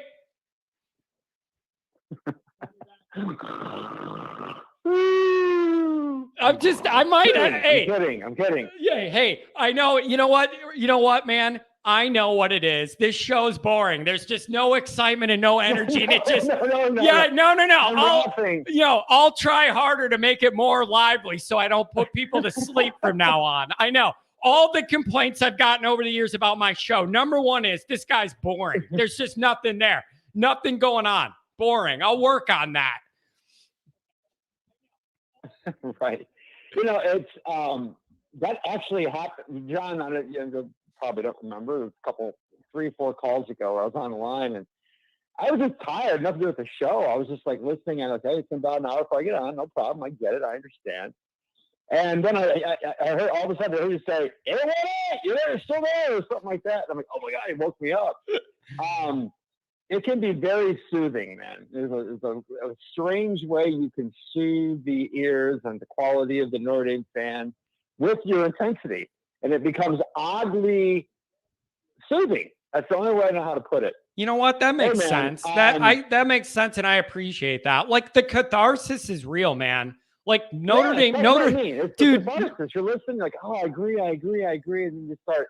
And then especially if it's early, and you're used to staying up late, and it's like, oh, I agree. And then you just kind of drift away. Oh, wait. Anyway, that may have been what happened to the last caller. Man. I think he's back, by the way. He called again. I'll go to him after you. 224. I'm glad you're awake or the robbery's over, whatever happened. We'll go back to you in a minute. So what do you think, man? Like, where are you at on this? What's Notre Dame's path to victory here? Build me the path. Yes, I'm telling you, you're going to be even happier when you hear what I have to say. I think Notre Dame is going to blow Clemson out tomorrow. Ooh. And I think it's going to be like USC in 2017. I think it's going to be that kind of game. I think they're going to run the ball at them. There's going to be some moments in the game where Clemson's going to stop them. I just feel like, John, it's everything that's going on with this team. Everything is very, how do I put this? There's a complementary way of playing football. You know, and we talked about it with sometimes a defense that bends but doesn't break, does that in such a way because it plays at their off. Kelly talked about that a lot. I think because this team has played with such low energy at home, and they have played better on the road. Obviously, we've seen those good wins against the number 16 teams in the country, and North Carolina and such. What this team has left in them far outweighs just an upset victory over a top 5 opponent. If you really consider what they've given us against two really bad teams, I think the team is peaking at it's the wrong time because they're not getting the playoffs, they're not going to year 6. But I think this team is peaking right now, and I think they have a lot to prove. All right, now wait. No. Time out. I got to ask you. I kind of thought that's what was happening after North Carolina and BYU. And that's where I let my guard down. Things were trending up. We felt a lot better. And then what happened? Freaking Stanford happened. So then now we have you. That's exactly right, John. Stanford happened. This is not Stanford. This is Clemson. But what I'm saying is, how can I trust that we're trending up when the last time I bought into it, that happened? You just think that the fact that it's Clemson, but you think it's all fake. It's my gut feeling. Because you're right. There's not right. Yes, I expect them to play better because Clemson. But it literally is a gut feeling. And I think it just goes from. But that's an argument. But that's a legitimate argument. I'm going to give you that. Paying attention to where that goes and how that flows throughout the years. And I don't know why, man. But my gut is telling me this is where we break free. Now, if you tell me, listen, if you tell me my confidence we're going to play better at home than we've seen is based on what and who Clemson is, that's an answer. Like, I can live with that. That's a fair answer to hope that the shine of this game that Marshall and Stanford didn't have will provide you more electricity. Like, that's a fair answer. It's also depressing we have to have the discussion at all. Oh, absolutely. I couldn't agree more. This team cannot be figured out. But I think that's going to now, I'll eat crow on Monday and I'll call in. And if I'm wrong, if they win, I'm still going to gloat, okay? If it's a close game and we win, that's still great. But if they get beat, it's like 10 points or more, I will call in and eat crow on that. But our special teams are playing outstanding right now. I don't think we've talked about that nearly enough. That has been very, very consistent. It seems to be getting better. Man, that's a good unit. That's a nationally plus unit, and John, it's a big upgrade. Being the difference in the game. Yep. I think that's why this happens. I think that unit dominates the game. And I think the rest will just come to play real well. I do agree, though. He's going to have to make some good throws down the field, which shouldn't be that hard to do because I honestly think Notre Dame's going to come out trying to run the ball. Clemson's going to have to do something to stop that. They're going to bring guys up in the box. You think he'd be able to hit a 20-yard, in route to Jaden Thomas or Styles or somebody eventually. And he's going to have to, because they will have to do that in order to win this game. They're going to have to Pine will have to make a couple big throws. Hey, let me ask you this. Let me blow your mind. You ready for this? Watch this. Yes, please. What if Reese and Freeman and, everybody on offense, they all know Dabo's going to do everything to sell out for the run. That's their whole game plan. What if they come out and start throwing it deep as the plan because they know Clemson's figuring we're going to run and all of our scripted plays are runs? What if they do a bunch of rollouts and play action? They throw it deep. Like, how would you react to taking that level of risk early in this ball game to totally flip the script and do what Clemson doesn't think we're capable of doing right away? Too ballsy, just right. You love it. What would you think of that approach? Well, I told you last week, if there's an X factor, it's going to be Braden Lindsey. And I do believe that. I think they are going to take some shots. Now, here's the thing. How would I react? If he catches every ball, I'm going nuts and I'm having a great time. And if he doesn't, I'm throwing things against the wall, which I assume you will be as well. Yeah, that's about right. That's basic. Yeah. That's about right? Yeah. I like your thinking. I kind of think that's what's going to happen. They're going to come out. They're going to try to establish the run because they know that's the easier path. They're going to test Clemson out to see, are they ready for it? Or are we just going to will ourselves that much, and it's going to work? And I think at some point, whether it works early or not, it's going to change. Clemson's going to adjust, and Notre Dame's going to have to then come out and do a couple of those plays like we're talking. I think they're going to try it early. And then depending on how that works, I think it's going to show us the flow of the game. If they relied in too heavily on the run, although, man, with the way the line's playing, it would be interesting to see if this is the game, and it's a big if, where it doesn't matter that Clemson is who they are, that we become that good with running the ball. And we'll see, man. But I'm looking forward to it. I think it's going to be a 10-point win tomorrow, man. A 10 to 17-point win. That's my gut feeling. I mean, if your gut feeling is that good, man, could you imagine a 10 or 17-point win? What that would do? The energy, the narrative shift. It could only help in recruiting and your image with that. Like, it would be unbelievable. I just hope we get there. And I want that defense. They got to cause some turnovers this week. I need some havoc in the backfield. Pressure DJU. Don't give him time. Don't let Will Shipley run. You don't have to be perfect on defense, but you just have to do enough. Well, and John, that's what I think. That's what I'm trying to say. I think those things are going to happen. I think they're going to win that way because I think the special teams are going to be dominant. They're going to probably have a return for a touchdown, another block punt, something like that. And I think we're going to get a big play, fumble return for a touchdown, something like that. If we don't, then this game will come down to the wire, and I hope we win. But I just got a feeling those things are going to happen tomorrow. Beautiful. That sounds good to me, man. We'll see we'll see. I mean, Saturday. Yeah, I knew what you meant. I'm like, it makes a lot more sense. We're not going to lose tomorrow for sure. I know that. No. That's the problem. If you imaginary mind, tomorrow sounds really, really good. Yeah, it's like a bye week, man. It's like a bye week. Notre Dame cannot lose this week, baby. I'm stress-free. The hair's growing back. Oh, man. Well, thanks for the call. Yeah. And then, by the way, I'll let you know the plan. I'm still figuring it out for the weekend. I'll let you know where I'm going to be. Oh, yeah. I just wanted to give you the whole thing, where I'm going to be as well. I'll text you, John. We'll get in touch. Beautiful, man. Have a good one. Thanks for the call. You too, buddy. See you. Oh, man. I love the energy. It's just, you play a big game. People are energized, even if we're not that great. It's awesome, to be honest. All right. Here's what we're going to do. Last two calls. I'm going to go 224, the guy who dropped off, and then 219. I saw you Monday and I couldn't get you and you dropped off. You're probably working. Hang with me because I want to get you in on this. 224, I'm going to you first because you dropped off, so I feel bad. What's going on, man? John, good morning, buddy. Good morning. How are you feeling about this? We have a lot of energy. People are excited this week. Notre Dame has a big opportunity here. What do you think of all this? Well, you know what? I like your last caller, 10 to 17 point. That's kind of what my gut is telling me as well. We got some Notre Dame confidence here. Now tell me this. If you're going to go there, how's Notre Dame scoring their points? I don't think we're going to be able to run the ball for 250 or whatever like Syracuse. What is the path to get us to score enough points to even do that? Give it to me. I'm open to this, but you got to give it to me. Give me that. Okay. So here's how I see this playing out, okay? I did something yesterday.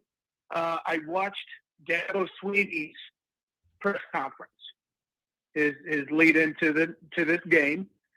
And what I found very interesting, that man, either he's really good at talking through his teeth, or he truly does have a ton of respect for what he has seen out of Notre Dame this year. And the reason I say that, the reason he was saying that is because, one, he talked about, he used the words absolute grown men being our three-headed monster in the backfield. He's like, I don't know how you deal with all three of them. It's hard enough to deal with when a team has one outstanding back. They have three. He talked obviously about Michael Mayer, and in fact was asked a follow-up question from one of the pressers on, hey, every team has been doubling, sometimes even triple teaming Mayer, but yet they still get him the ball. What do you got to do?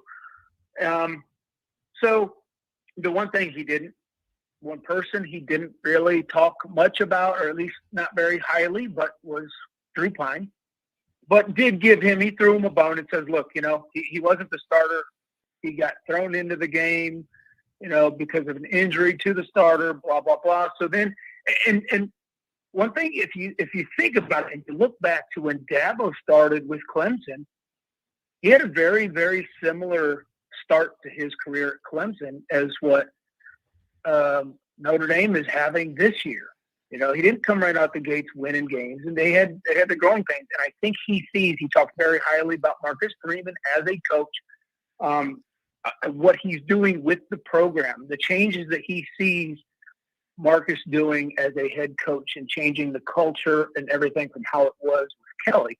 So I truly believe he does have a lot of respect for Notre Dame and talked about special teams.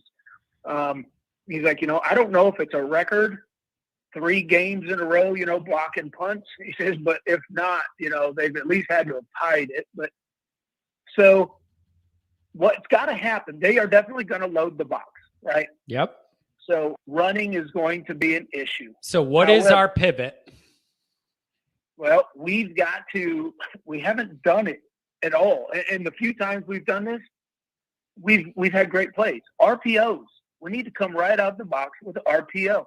Get their backers, get their safeties, suck up and in to stop that run, and then just little dink and dunk right over the top, dink and dunk little screens off to the side, soften them up, and then start running the ball. Now, I think the ball running is going to come in, and it might take till the second half. But I think our offensive line, Clemson has a great defensive front. There's no doubt about that.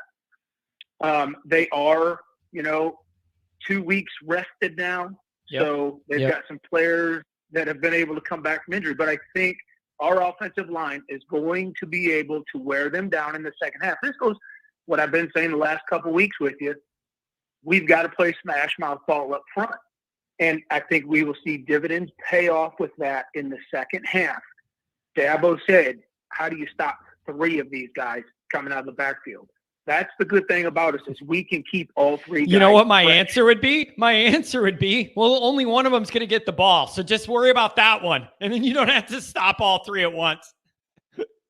And hey, but that one's not going to be tired by the fourth right, quarter because we've been rotating all 3 of them. Can I ask you this? I feel like this might be a week where it would be wise for Notre Dame to find more ways to utilize these backs in the pass game as well. I just think you might need that extra element to be able to open some things up, and you have to scheme ways to be able to get them guys the ball in space in a mid-range. Do you agree with that? I think they need to be a part of the passing game to open things up. Yeah, absolutely. That was going to be another one of my points that you got to do. I seem to.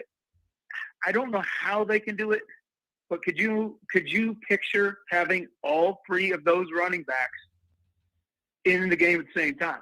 Put 2 in the backfield and 1 in the slot or 1 spread out, whatever. Somehow you get all 3 in there. Now Clemson's going to be like, what in the hell?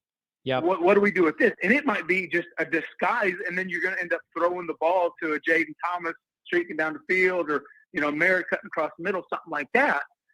But I think there needs to be a way all 3 of those guys can get in and make some plays. I want to go back to a couple of your callers ago talking about recruiting quarterbacks to Notre Dame. And I touched on this when you and I talked last week. It's the development thing. When you look back, quarterbacks are looking to where they can go, not only for playing time, but also how do I get developed to go to the NFL, right?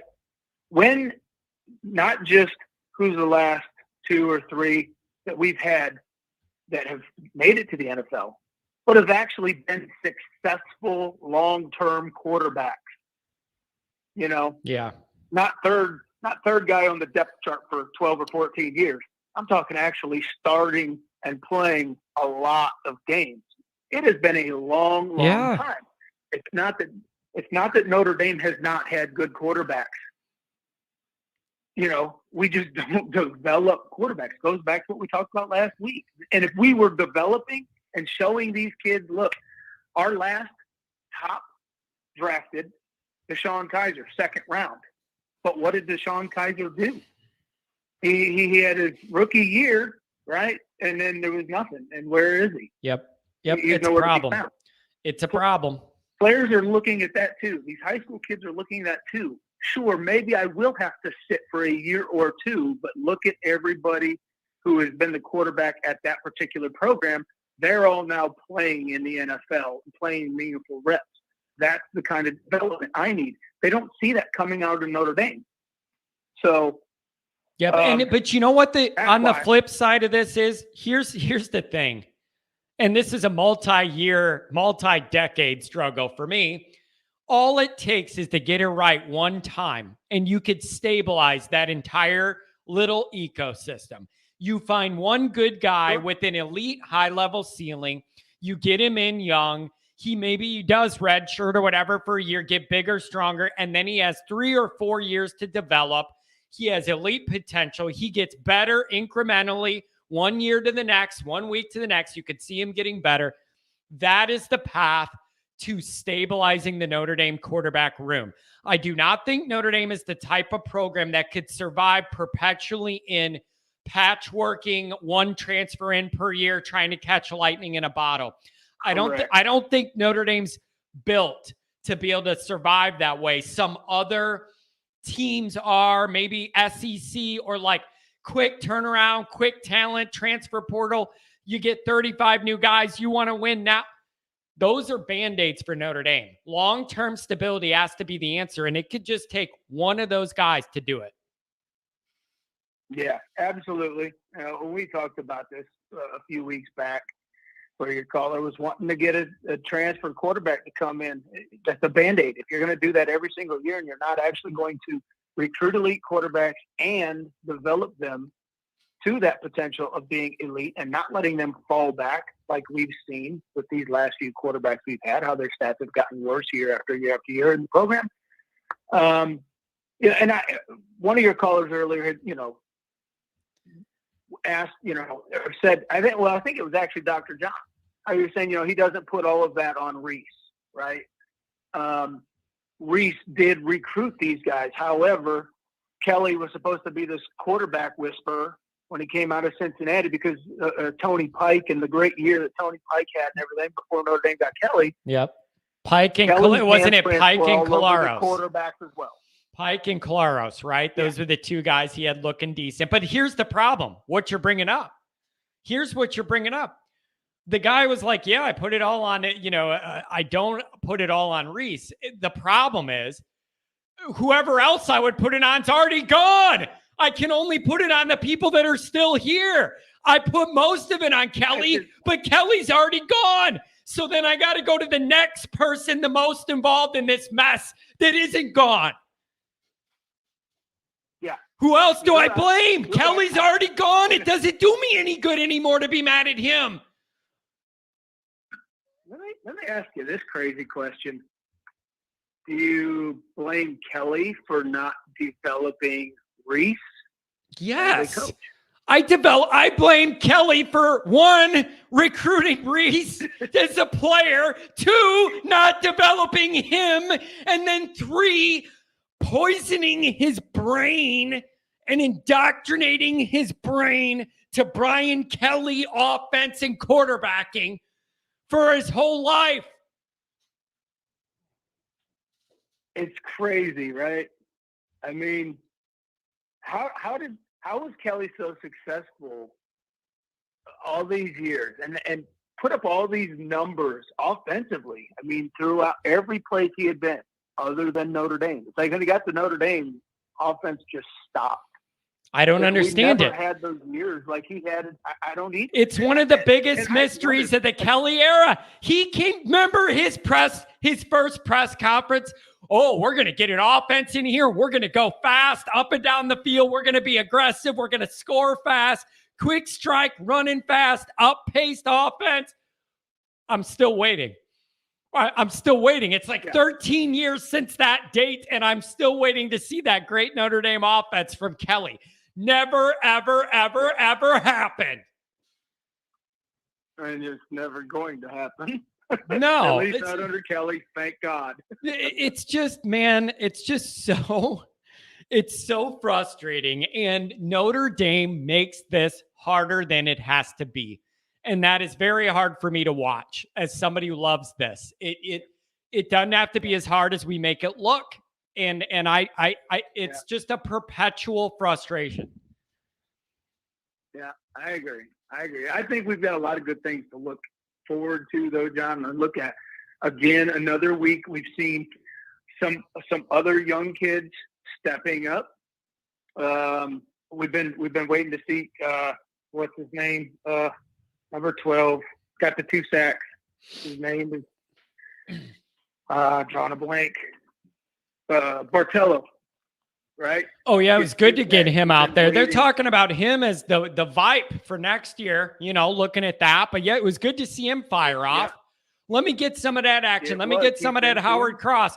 Let me crank up Foskey, not only to pump block. I need disruption. Get DJU rattled, make him throw you the ball a couple times. Let's see it. Let's go. Well, and I think that's going to be it because Ukulele does get rattled very easy. I think he's going to have a little bit extra confidence because even though they lost at Notre Dame when he played, a couple of years ago, he played a really good game as a true freshman that year, being thrown into that game. So I think he might come in with a little too much confidence going, hey, I played well here before, but this is a different team. I think we will finally see Notre Dame play the way we've expected them to at home. I think they will play up for this game. It's not – they played down to Marshall. They played down to Stanford. They're going to play up for this game. And I do think what's going to happen is it is going to be something that goes late into the third quarter, beginning of fourth quarter, but that offensive line is finally going to wear down the defensive front of Clemson. The running attack is going to go up. I'm so glad to see what they did with Audric last week, showing that they still have the confidence in him. That dude is a bruiser, and we are going to need that kind of bruising running this week. The thing that does scare me, though, Shipley. Shipley has had 2 weeks. I mean, the whole team has, but Shipley's their one go-to true back, and he takes a beating. Yep. He's had 2 weeks now to rest his body, so he's coming in fresh. Yep. So we've got to be able to stop him, but we cannot. The back end is what our back end, even though they've played pretty solid. I think our back end has played a lot better than we thought they would this year. We had a lot of question marks, It worries me this week. It worries me that we're going to focus so much on stopping Shipley, we're going to lose it over the top and get beat long. Yeah, but now I will say this, though. But here's what I'll say to that. I thought about this, and I wrote about it in the Irish Wire USA Today. Here's what I decided with that. I think those are risks you have to take. You cannot get beat by the run. You have no chance. So sell out, stop the run, and it exposes you on the back end. And if you don't make the plays, you don't make the plays. But at least you made them earn it by throwing the ball and not just bullying you around at your house. So I realize that there's risk there. But that's just what it has to be to me. I'm not getting bullied in the run game. Notre Dame has no chance then. If you hold them down in the run game, you may have a chance to play good on the back end and hang in there. But my number one priority, no matter what, is I'm not letting Shipley run it all over on me. Notre Dame has no chance if they do. Yeah. No chance. I think both of these teams, need to have the same exact path to victory. Very similar. And this is what I mean. Very similar. They both need to establish the run on offense, but they both need to stop the run, correct, on defense. Both of their quarterbacks just need to be game managers because neither of them, Ukulele has a better chance of taking over a game than Pine does. But I think both of them just need to be game managers. They've got to hit one shot here or there, but other than that, manage the game. Yeah. Stay smart, no turnovers, don't take stupid sacks, when you don't need to. Just manage the game and let your playmakers, your skill guys do the work. I think both teams, they're very, very similar in what their paths both need to be.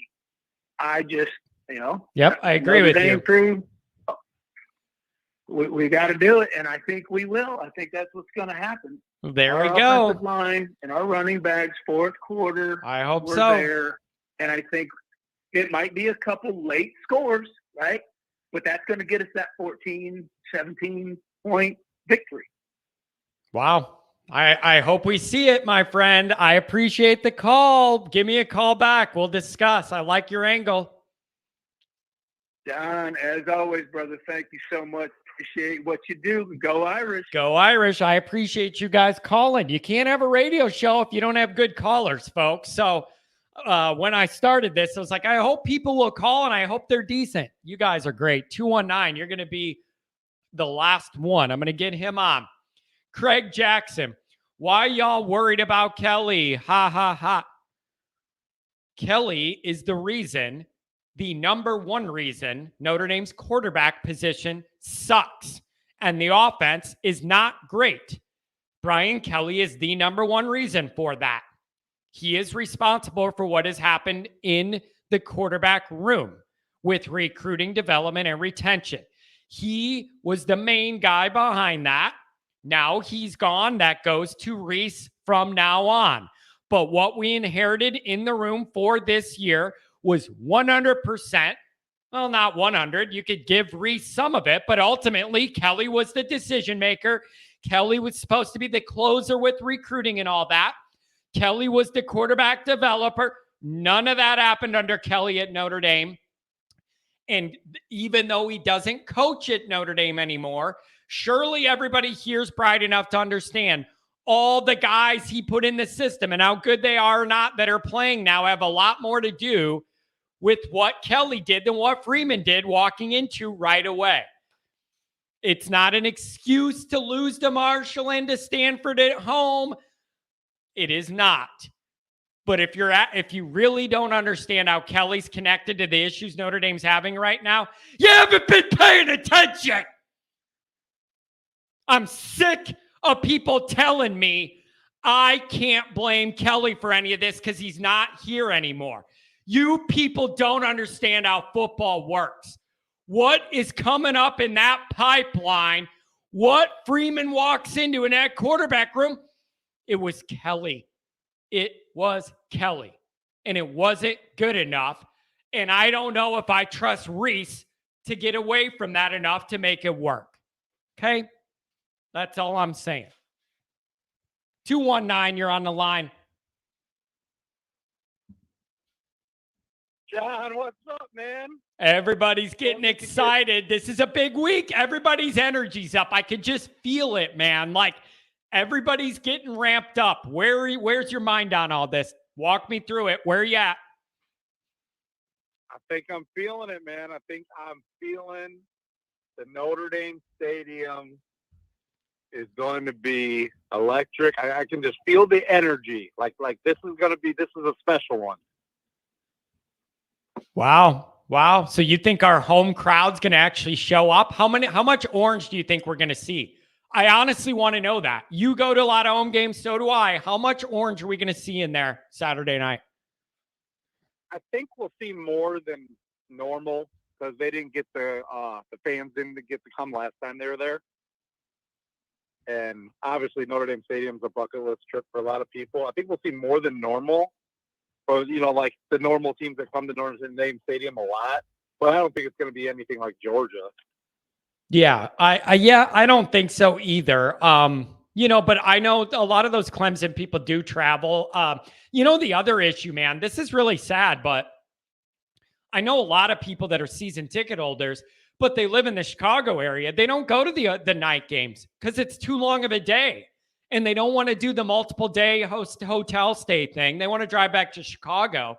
I know a lot of these people, the big cigar smokers that have those fancy seats, they don't come. Too long of a day. Not interested. To be honest with you, John, I'm a season ticket holder too, and I hate the night games. I wish all the games were 2:30. I mean, the night games are nice when you're watching them on TV. Yeah. but It's a long day if you're normal- driving. Yeah, the 2:30 afternoon games, I think, are the perfect time. Yeah, Where it's getting dark in the second half, yeah, that's a pretty good Every game window.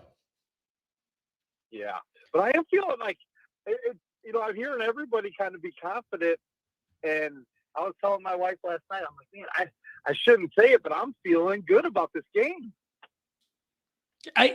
More and more people are saying that, but you got to give me the reasons. Tell me why.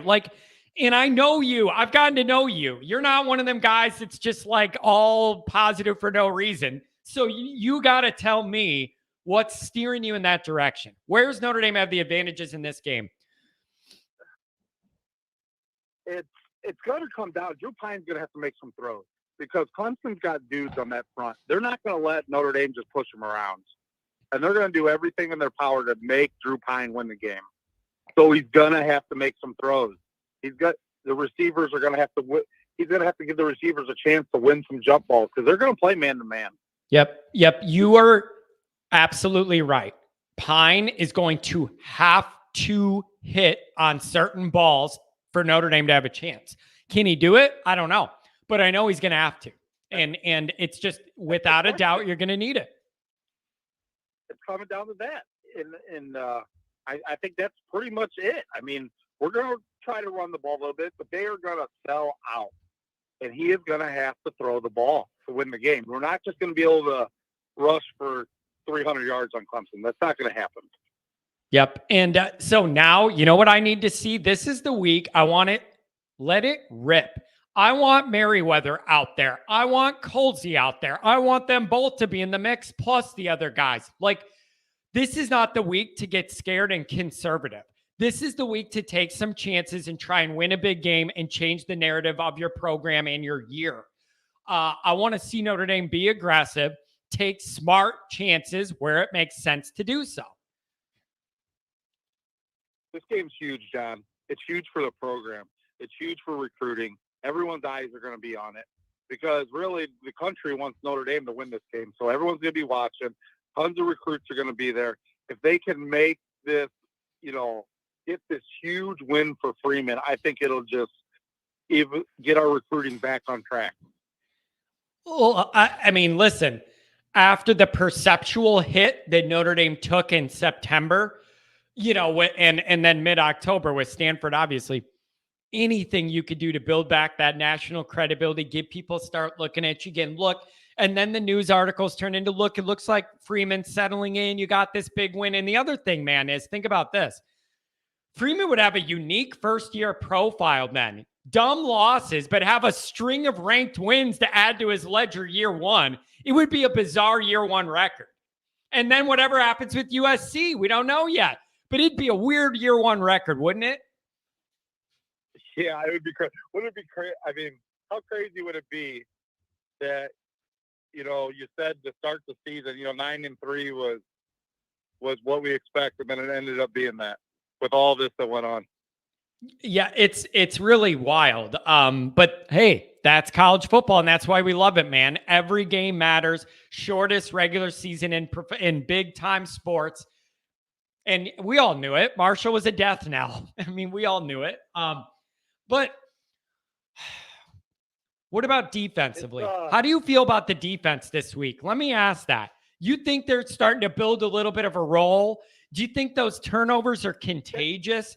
Do you think there's a vibe with it that you could roll over into home, play with a little bit of an edge to you now? Do you feel that at all? Because I do a little. So. I do a little. Yeah, I'm hoping so. But what I hate, to be a little negative on the defense, is it seemed like Freeman did this when he was the coordinator too. It seems like when we get ahead, we always let them teams get back in the game instead of having like that killer mentality. I want to see a killer mentality and just bury somebody when you're up on them. Yeah, and I don't know how do you grow into that? Like, is that a mentality you have to mature into, or is it just a skill level thing? Like Notre Dame's simply not physically good enough to get up by 3 scores on a team right now. Like, I struggle to know what that is. You know, you get what I'm I don't asking? think it's a skill level thing because they've played solid against Ohio State. They've played. I mean, North Carolina. Look at them, how solid the defense played, but then they let some big plays at the end. Last week's defense played great, but then they let them in the third quarter start getting back in the game. It's just like our whole team, John. If we could just play, the talent is there. The only place talent isn't there is the quarterback position. And if we could play a full game, I think we should be fine. I don't think we're going to blow Clemson out like some people are saying. I think it's going to go down to the wire. But if we play a solid game, we should be right there to win the game in the fourth quarter. Yeah, I think Notre Dame could be in it. This Clemson team's very good, but they are not what they were. They are not 18. No, this isn't that. They have vulnerabilities. So do we. It's just a matter of who puts it together Saturday night. Yeah, if we can kind of neutralize, I think if we can play just a little bit, win the line of scrimmage against Clemson's defense just a little bit, and hit some play action passes, we'll win. But if their defensive line is wrecking us, we won't have a chance. Yeah. Yep, you're right. And so I just need Reese to know now that Dabo knows we're going to want to run the ball and that's going to be the bread and butter, and know he's going to sell out to stop it, and already have in his mind the pivot that we're going to go to in that dynamic. I need him to be thinking ahead, not it's mid-second quarter, we have 20 yards offense, and he's still I don't understand why we can't run it through this brick wall. Too late. I need you to already have a pivot. Yeah, definitely. We all know Clemson's going to sell out to stop this run. They are not going to play this light box like Syracuse. No. Dabo's saying, Pine, if you could beat us with your arm on one-on-one matchups deep, go for it. They are daring him to do it. Can we do it? Yep. And I think our defense will be able to defense. The defense has not been bad all year. They've been solid. If we could just get a little more out of them, it'd be great. Yeah, and you know what else? They always seem to have one bad drive that's horrific, where they don't do anything right, like bad tackling, bad penalties, blown coverage. They always seem to have at least one, even if you just eliminated that one. That's a total abomination where you just give up a drive right up your face. Even if you just eliminate that, or not the one big chunk play we've been giving up, makes a huge difference in how that defense looks. Yep. Tell me if I'm crazy on this thought, John. And I was thinking this at the end of the Syracuse game. I know Botello and Foskey play the same position. I think that's correct. What's wrong with maybe getting both of them on the field at the same time on pass downs and let them rush the pass? Is that like a positional fit thing? Because after Botello had a good performance, then everybody's going, that's your Viper next year and everything like that. So maybe is that a body fit type thing? It might be. I don't know enough about the defense, the structure of the defense to tell you, but I would love to have both of them rushing the passer at the same time, wouldn't you? Absolutely. Crank it up. Yeah, seeing a little of that at the end of that game was man, he looked good. Yeah, I don't know, man. And make a couple turnovers, cause disruption, steal a couple possessions. All right. That just might be what it needs to be to balance out your offense. It's going to be limited. Yeah. Hopefully we can do all this, but I just got this, it's just that feeling, the feeling when you get to Notre Dame Stadium and you think I know we're not there yet, but it's okay, this is special. This is a big game. We got that big game feeling. I feel like I got that feeling this week. I hope so, man. It's a big, this could change a lot. You could change the home dynamic Like, how much better do you feel if you beat Clemson at home? It washes some of the taste of Marshall and Stanford out.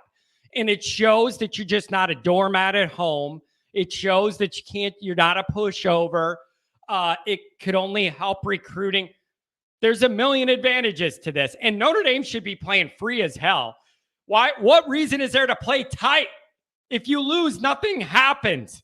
If you lose, nothing happens. So there's no reason to play tight. Yeah, you got nothing to lose. I mean, it's a big game at home. You know, the other games you might have just took for granted. I mean, if they can't get up for this game, I don't know what they could get up for.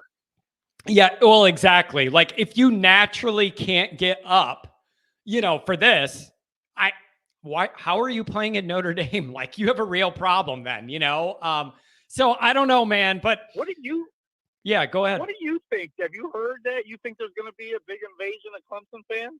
Do you think it's going to be a lot? I think some of them schools Here's the issue with their this. money for Here's the issue with this. Here's where I'm thinking of this. It's like, well, now Notre Dame has a few losses. They're going to start selling their tickets to Clemson people. Most of those Clemson people don't live in the Midwest. I don't think it's that easy for people to plan for that if you didn't already plan on it ahead of time. Like, the Georgia people were planning for a long time to make that journey. So I don't know how many people are flipping their tickets during the year after the Stanford game or something, and then Clemson people are grabbing them. I don't know what that percentage is. And we play Clemson a lot where it's not like a unique trip. You know what I mean? We've played them quite a few times over the years. So I'm thinking it's not going to be as much. Like Georgia, that was the first time they played like north of the Mason-Dixie line. Yeah, it's I don't know. It's just tricky. I'm just wondering what it's going to look like. It's not going to be anything like Georgia. I don't even think it'll be like Cincinnati, because Cincinnati was more local. That's an easy drive, right? Yeah. So I don't know, man, but we're going to see. Hopefully the crowd comes ready to go. The team comes ready to go. I think everybody's going to be ready to go. And as long as, they play a solid game, they'll be right there in the fourth quarter. So there you go. I'll get off now to hear those, John, and let you go. Beautiful. Hey, man. Hey, hopefully I'll see you over there this week. Make the connection. I know the last couple of times it's been hard for us, but yep, we'll meet up.